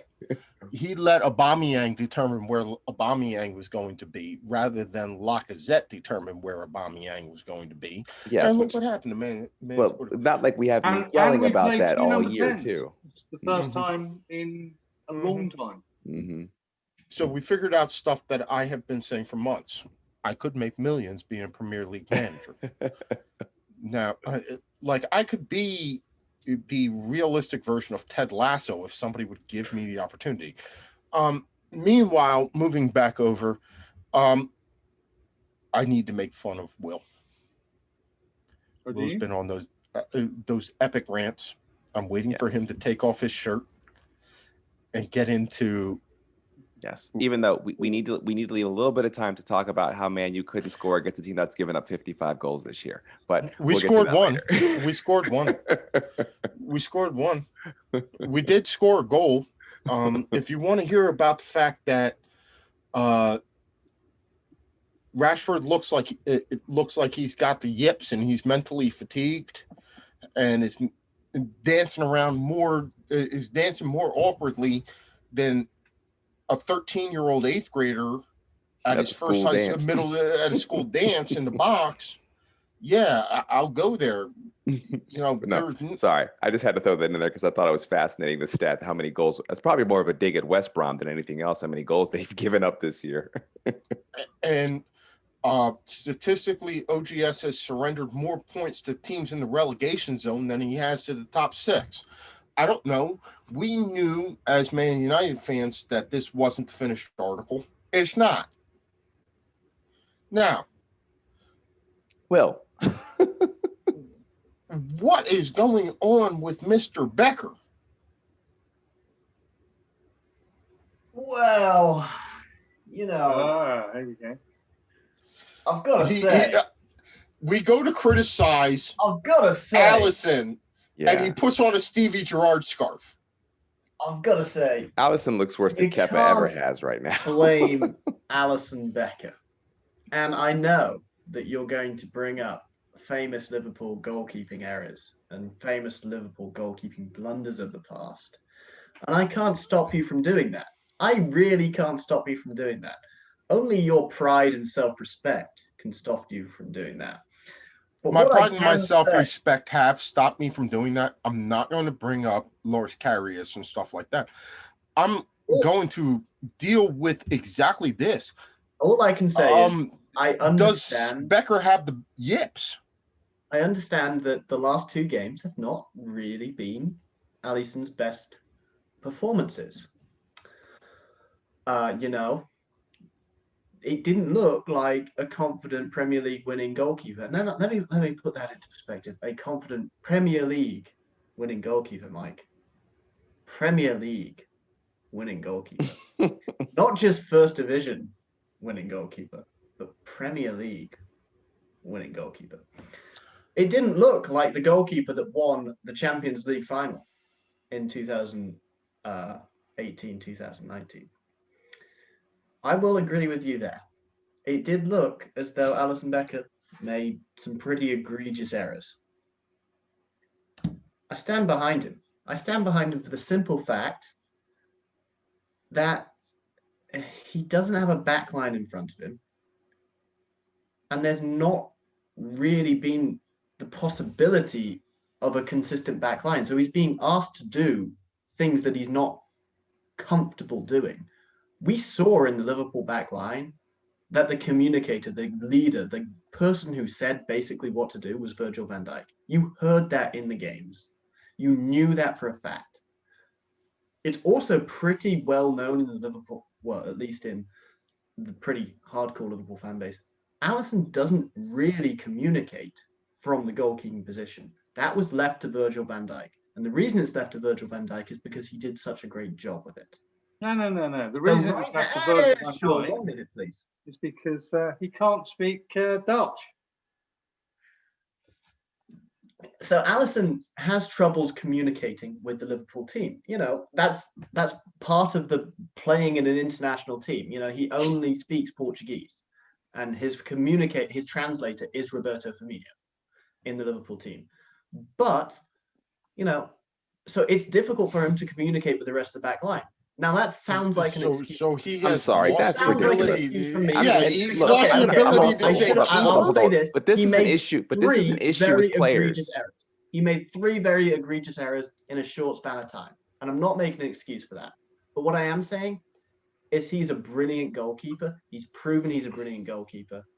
And just about every goalkeeper you care to name will have had a section in their time in goal where they've messed up. They've done something stupid. They've done something absolutely incredibly insane. And you think, what the heck is going on with them? And I think it's understandable for Alisson, who's worked with 16 different Liverpool centre-back partnerships this season, to have had 3 egregious games. And I think it's understandable to have that situation happen when you're that goalkeeper in that defensive system. I think there's a knock-on effect from the fact that there is no stability in this defense. But it is the fact that he doesn't have stability in defense starting to affect his decision making, because it was clear from the Leicester game that it was clear from the Manchester City game that he had no defense. He had no. So he's not making in that defense. And he's not making decisions the way that he used to. Remember, David De Gea won a Premier League title as a starting keeper for Man United. You can argue that with me if you want to, but yeah, I know about Premier League keepers. David De Gea won a Premier League title with Man United. He won Fergie's last, but he won the title as a starting goalkeeper. But look, Liverpool's last good goalkeeper was named Pepe Reina. Mm-hmm. And he wasn't good since the aughts, since like 2008, 2009. He was a good That was goalkeeper. Liverpool's He was last just good goalkeeper. Pepe Reina was a good goalkeeper. He was just short. Okay, we had Simon Mignolet and Loris Karius, and Loris Karius had a You good should have season. never gotten rid of Pepe Reina. He was good. Like, I he don't may have been disagree with you, but look, it's been a long time since Liverpool has had a good goalkeeper, and the jokes about Liverpool and goalkeepers are about as funny as, Should we? they're about as funny as about Manchester City spending a lot of money. They're true generally, but who cares? It's a fact. There's a very good joke about Liverpool. So I remember, not Liverpool as in Liverpool the team, as in Liverpool the town. So whenever I used to go up to Anfield, you'd park your car miles from the ground, and you'd have little kids running up going, whatever. Basically, you had to pay £1 to keep your wheels intact. So it's always been known that Liverpool's a dangerous city to go in the first instance. I'm just reading that not only was Carlo Ancelotti sold the world's safest safe to put in his house in Crosby. His house got burgled this week, and whoever it was that burgled their house actually took the safe with them. The safe was found in a garage 16 miles away from the city of Liverpool, having finally been opened, and no one disclosing whatever the hell Carlos had in his safe. This can only happen in Liverpool. Only I happen. mean, it's pretty cut obvious the that Carlo safe- just had some really expensive espresso in his safe. Carlo had some really expensive espresso in the safe, and the Scousers cut the safe open with a hubcap. We know how this story ends. Exactly. It all goes back to the doggone hubcap. Oh, dear. Well, Klopp basically conceded the title. I'm not going to go after you too much. You're right. Any team that had that number of injuries lost their talisman in central defense, would suffer. Right. I've seen it in European I mean, Liverpool football. lost 2 entire starting lineups throughout the course of this season so far. I've seen And it. I've seen it happen. as you're with, saying. I've seen it happen with soccer. I've seen it happen with professional football. I've seen it happen with other professional sports. When you lose those, that it's not only the number, it's who. It hurts, and it's going to sit back Now the question is, like I asked Cam, where does Liverpool go from here? We're going to say Klopp is going to keep his job. Nobody's after it. You know, he's good. What does a good season look like, and what are you as a Liverpool correspondent looking for from the remainder of this season? I mean, a good season for Liverpool looks like they're attacking every game, and they're not capitulating like they did in the Leicester game. Now, we're going to talk about VAR in a bit, I hope. But Liverpool sort of capitulated in about 6 minutes in the Leicester game and let in 3 goals. And I don't think there's too much argument. Well, there's argument about one of those goals, and then there can be arguments made about another one of those goals. But Liverpool capitulated in that game. Liverpool capitulated in the Manchester City game. A good season for Liverpool is going forward, and for the next, I think there are 16 games, attacking every single one, coming into every single one and saying, look, you're going to have to try to beat us. And, we're going to beat you if we can. And I don't see Liverpool not doing that. That's what they've been doing so far. It's just not been clicking because they don't have a team together. Another good thing for me this season is Virgil van Dijk does not come back. I know that he's on the roster for the Premier League, but for me, Virgil van Dijk doesn't come back until the very last game, or maybe not even at all. I know it sounds kind of counterintuitive to come out of my lips like that, but I don't want him coming back and getting injured or re-injuring his ACL and then being out for next season. I want the Liverpool team next season to include Virgil van Dijk, Joe Gomez. I want it to include Naby Keita. I want it to include Diego Jota. I want it to include every single player that's currently got that niggling injury that they can't shake. Because this season, it's kind of crap. I'm sorry to say it, but it's not a good season. No matter how you look at it, no matter how you cut it, it's not looked like a good season. It's not looked like a good season for Liverpool. And it sounds like I'm grasping at straws here, and a bit I am, But I want this team to come back, and I want it to come back stronger than it is, because it's still a somewhat young team. It still has 2 or 3 good years together to win trophies pretty easily. And so that's what I see as a good year for Liverpool. No long-term injuries. I was going to say there's Fighting nothing, for but every there's game. nothing you can do. I mean, Sean, we both seen this where Arsenal seems to have some level of promise, and then the whole team gets beat up, and then the logo changes from a cannon to a wheelchair.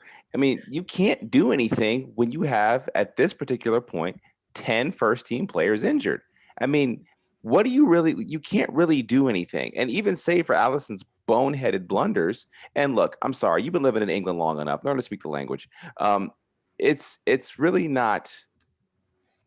You really can't ask much more from Liverpool right now. You just can't. And if Liverpool happens to finish 5th, they should consider that a relative success. They don't have any players anymore. And look, I mean, looking at your wage structure, it works sort of, but do you think Sadio Mane is going to be content with being on 100,000 a week? Yes. It's Sadio Mane. He's one of the best players in Liverpool, and he's one of the best respected members of the team. He's on 100,000 pounds a week. That's it. Liverpool's wage structure. That's it. And there's a reason that Liverpool is willing to let Gini Wijnaldum go. There's going to be teams that are going to pay him more money. All I'm saying is that there's not much you can expect from Liverpool right now with the current state of the team. The fact that Liverpool still has a shot to even finish top 4, you should be happy with that. Instead, I've watched Liverpool finish top 6 and been happy about it. Yeah, I'm sure that wasn't in 1991, the last time they won the league. So y'all arguing the same thing, so we're moving on. Yeah. The last topic before we get out of here. I know, but I haven't had a chance to talk very much today, and I had something I wanted to say. Well, I was going to go to you. No, it's okay. I was going to go to you with this. Ian Dark, who is a very respected commentator over here in the United States, basically for ESPN, put out a article where he just lambasted VAR and the referee. We've seen VAR over the last couple of weeks overrule, underrule a couple of red cards that have been turned around. The Wolves game this week was an absolute travesty in handballs and penalties that were given that shouldn't have been. Stead, you're gonna laugh at me, and I will say, like, Man United should have beaten West Brom, but West Brom's first goal shouldn't have been given, because if I had done to somebody else what that striker did to Victor Lindelof, I'd be in handcuffs and be arrested for assault. Mm-hmm. That was a clear foul. Michael, host of this show, think that EPL refs has been sold a raw deal because the guidance has been imperfect. They're looking for VAR to do certain things that VAR isn't, and expecting, and VAR is not doing what it should. And the guidance that they've been given is about as clear as a Louisiana swamp. But I want to get y'all thoughts on VAR refereeing, where we are, and Ian Dark's comments on this. Stead, like you said, you haven't been able to talk recently. So, I'm going to start with you on this one. I mean, first of all, the article's very long. It's not one you want to read on your phone, I'll put it that way. But oops, I'm sorry. Yeah. No. I'm just in general, like, it's a long article. I was like, oh, this one. But it's good. Yeah, it's very good. It's very good. You went, but for the 5 listeners and you haven't read it yet, read it on your iPad. Or on your computer. It's a very good article. You gave us 5 listeners. Last time we had 2.3. I'm worried about I'm worried about the 0.3. I'm trying to figure out who that one was. Yeah, she's right here. It's my daughter. But 0.3% of a human. Yep. So, but no, the the points he's making are perfectly valid. But I think the what he's really pointing out is what the complaint is about officiating in general is the inconsistency, and the you see the players. If you almost wish you kind of hear what the players say when they rally around the ref. So a lot of times you'll see a player who gets a very pretty basic call. It's like, yeah, it's pretty obvious that was a penalty, and they'll be swarmed by their team, and it's like, well, why are you complaining? That was obviously a penalty, and they're pointing to where the same thing occurred on the other end of the field, and there was no call given, and that's really what their frustration is. And I think that what VAR was hopefully supposed to do was to allow refs to be able to officiate more consistently. And what we've seen is that it's become even more consistent, and it gives us more opportunities to dump on Mike Dean. So the sad part of it all is that the parts of the game that added additional drama and parts of the game that were relatively expected, which is human error, they're trying to fix the human error, and they're not. So you're not fixing human error, but you've taken something away from the game as well. And that's where my problem with it is. It's that what it was supposed to improve on, it really hasn't really improved on. And you're seeing now, you see a goal scored, and the first thing the player does is look around with his hands up. It's like, am I good? Is that cool? And we had talked about that before, like that was a possibility, and we're seeing that's actually occurring. So unless it's one of those just, wonderful strikes from the outside the box where there's no chance of offsides, and you don't have a player on your team that's standing relatively close to the goalie, that element of the game has been taken away, and it's even more pronounced because we have no fans in the stadiums. So all of that, I think, is just making VAR that much worse. And I think that Ian Dark said it's too intrusive. Yeah, it is too intrusive. It's slowing the game down. And number two, without the fans in the stadiums, the people watching it on TV, you're seeing everything now. And the fact that VAR is inconsistent as it is in England is going to amplify the situation even worse. So, and even then, you have new handball rules at the same time you have VAR coming in. So now you're going like, okay, well, what does all this mean? And now you're having even more times of players. I don't know what to do with my hands. Yeah, I mean, they're running out there going, I got to hold my hands behind my back and stick my penis right out in front of me because I'm going to take a shot right to my crotch because I can't protect myself anymore. So it's like, what is it now? I don't know. It's disturbing though. It's very disturbing. If I have to wait another 7 minutes for a referee to put up an offsides flag that we clearly knew was happening, I'm going to throw something through a screen. Absolutely. Yes. Let's set up more players like Mikel Antonio to pull the hamstring on this. Yeah. Let's get more people hurt. Rob, VAR in the Premier League has been an absolute disaster. I know they've been doing it a little bit longer in the Premier League. Do you have any thoughts on the comparison in between VAR as it exists in the Premier League versus how it exists in the Bundesliga? I think some of the calls in the Bundesliga haven't been as pronounced, meaning that, because the Premier League obviously gets more eyeballs, right? So you're going to see some of the bad calls really make it out in the global space of football, as opposed to Bundesliga errors when it comes to VAR. You really don't see those too often, primarily because, they can stay within, the league itself and not all the fans in the world. But Ian Starkin's point is right. VAR is now being used as a crutch, and it should never been that. What I imagined VAR to have been was to correct the clear and obvious, not the analyzing of pixels of a leg and a knee. To me, VAR should have been, the process should be this. If for example, on an offsides, if a ref sees and he trusts his officials that it's an offsides, that's it. Now, if VAR says, look, I think that this is a little bad, you kind of call, do you want to look at it?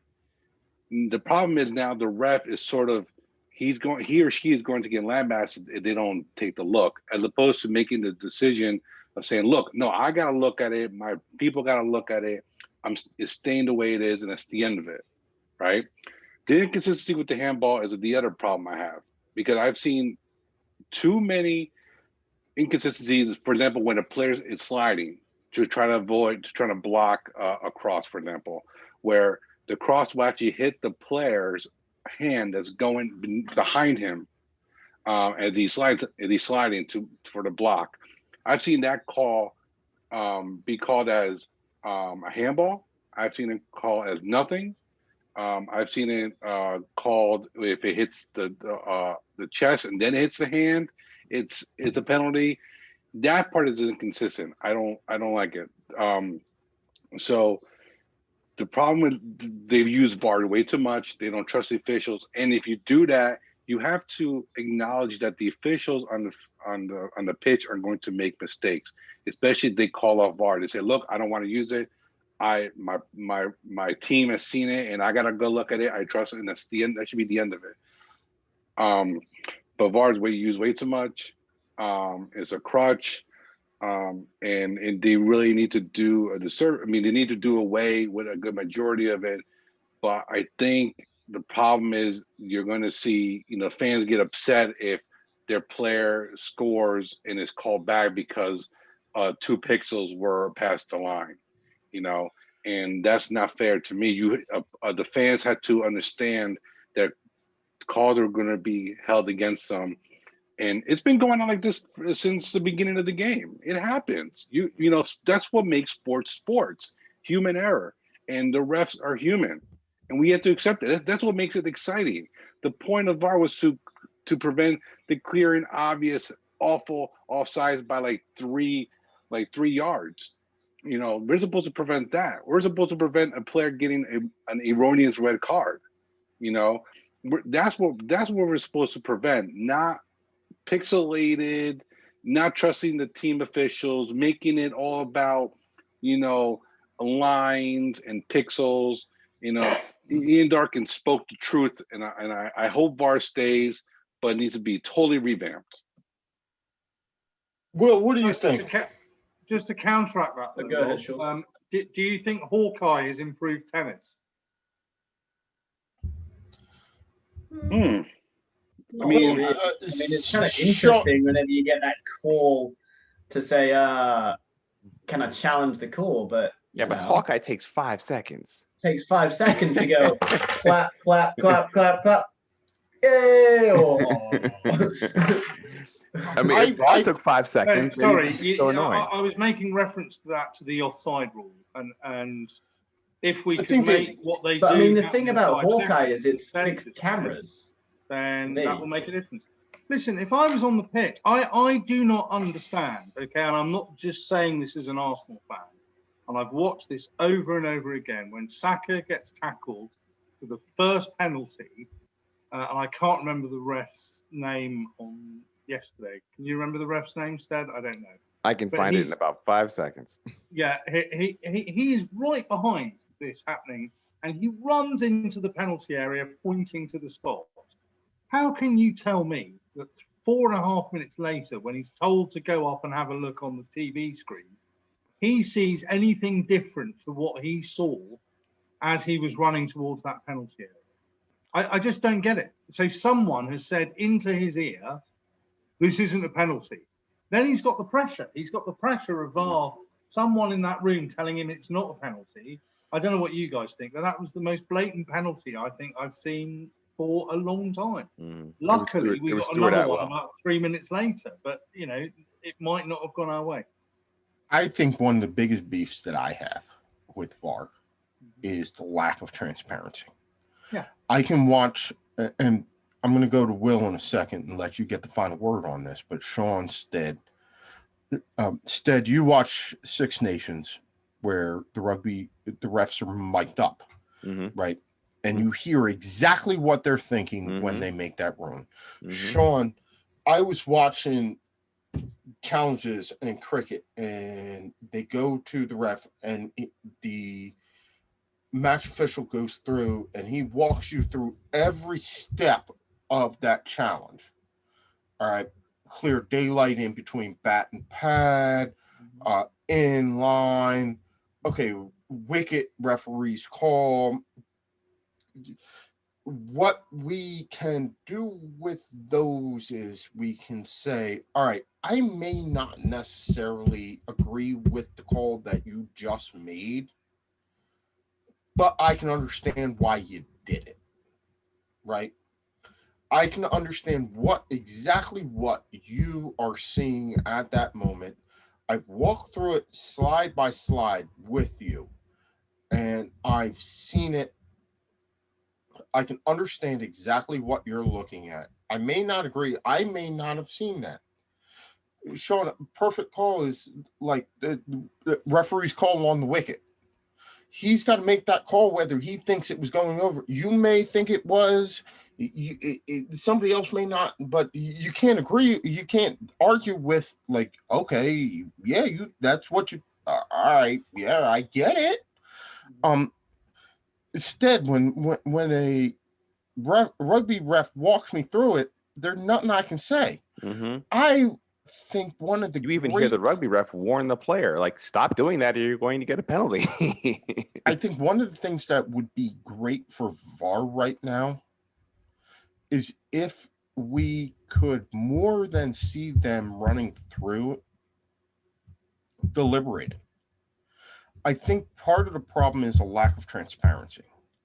You have more educated fans right now. We are not the type that sit there and we know what offsides is. We know what a goal is. We know what attack. We know the rules unlike any group of fans, possibly in the history of sport, right? We have access to more information. We're playing fantasy sports. We're talking about advanced statistics and metrics and sabermetrics and FIFA wins over replacement and stuff like that. Like your average fan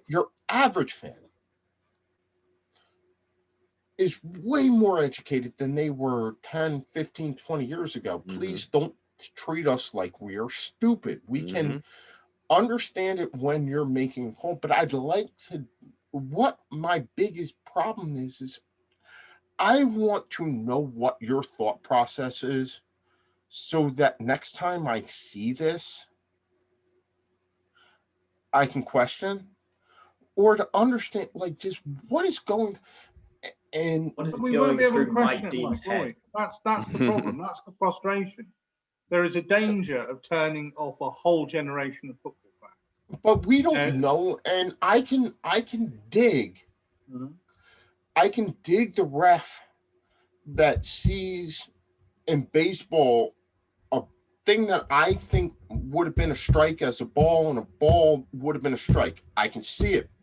What I would like to know is, number one, consistency across the board, which we're never going to get. But if I'm not in lieu of consistency, can you please tell me what you were thinking when you saw Niang mug Victor Lindelof to get the goal? Why that was a goal versus something else might have been a penalty? How are you deliberating the handball penalties in the Wolves match? One of which was given as a penalty, and another one which on Didonker, which clearly should have been if the first was given. This was even more egregious. Like, can I explain it to me? They said that VAR reviewed it as well. It wasn't even though it didn't go to VAR. VAR actually reviewed it, and they didn't. But we don't get to hear the conversation. We don't get to hear what, and there's the commentators do. But there's such a lack of transparency. No, I know, but the commentators do hear it, but they've been told that they're not allowed to report on it. Yeah, exactly. and so there's such a lack of transparency, it makes it impossible.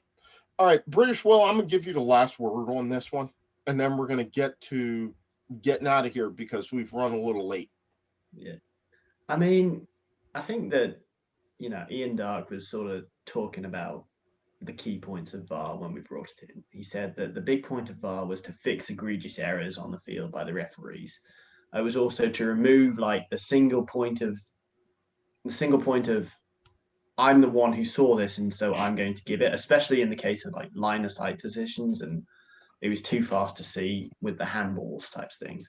Those were the sort of fouls that they were trying to fix, and they were also trying to give a little bit of leeway to linesmen for tight offside decisions. Say, look, you didn't see the complete picture because you were half a step behind the striker as he was trying to make his run, and they were trying to basically remove the controversy of bad officials and remove the official as a variable from the result of the football game. That's what you saw them trying to do with VAR. And they have failed miserably with that. And the reason they failed miserably with that is, there's no consistency in the game right now. The rules change left and right. The handball rule has changed 3 times this season.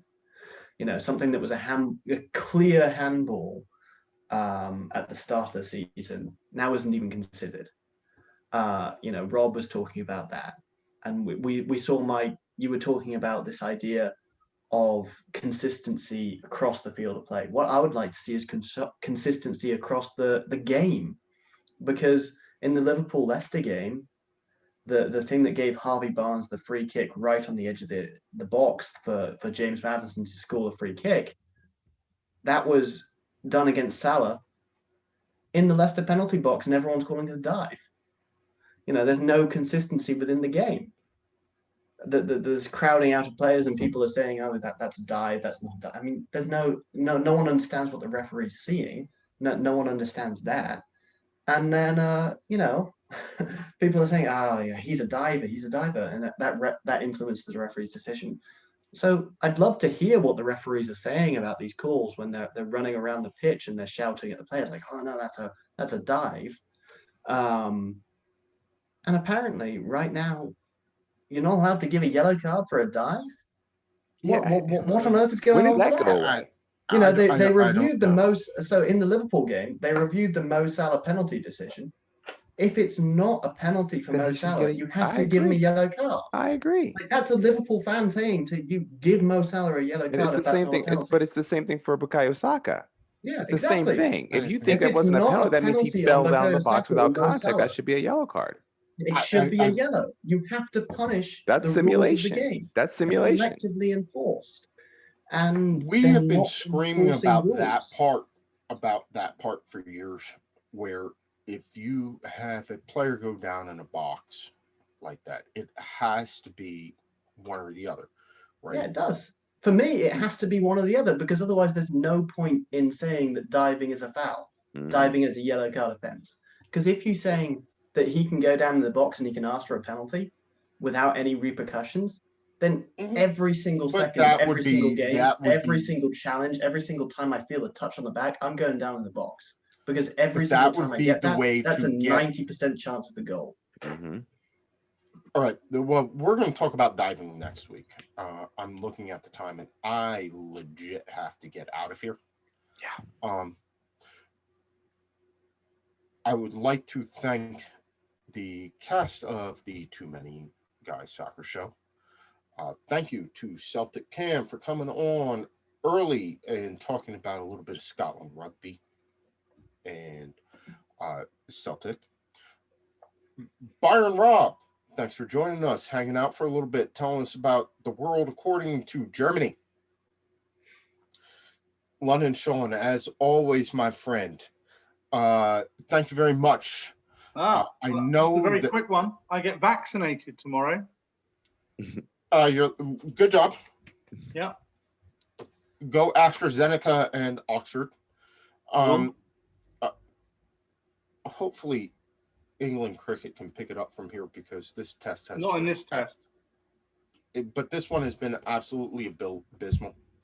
Hopefully they can figure out spin and the right combination of bowling. British Will, my good friend, thank you for coming on and hanging out with us as always. I am a little bit disappointed that the jumper didn't come off and reveal like you painted as Stevie Gerrard. Next week. Yeah, I won't be here for that. Stead, as always, thank you so much for keeping the trains on time. For the cast of the Too Many Guys Soccer Show, yeah, we sucked. We know we do. And guess what? If you choose to tune in next week, we're going to suck even worse then. It's been fun. We did all right this week. Try and do better next week. This is Mike. This has been the Too Many Guys Soccer Show. Have a good weekend, and we will see you later. Vive la France!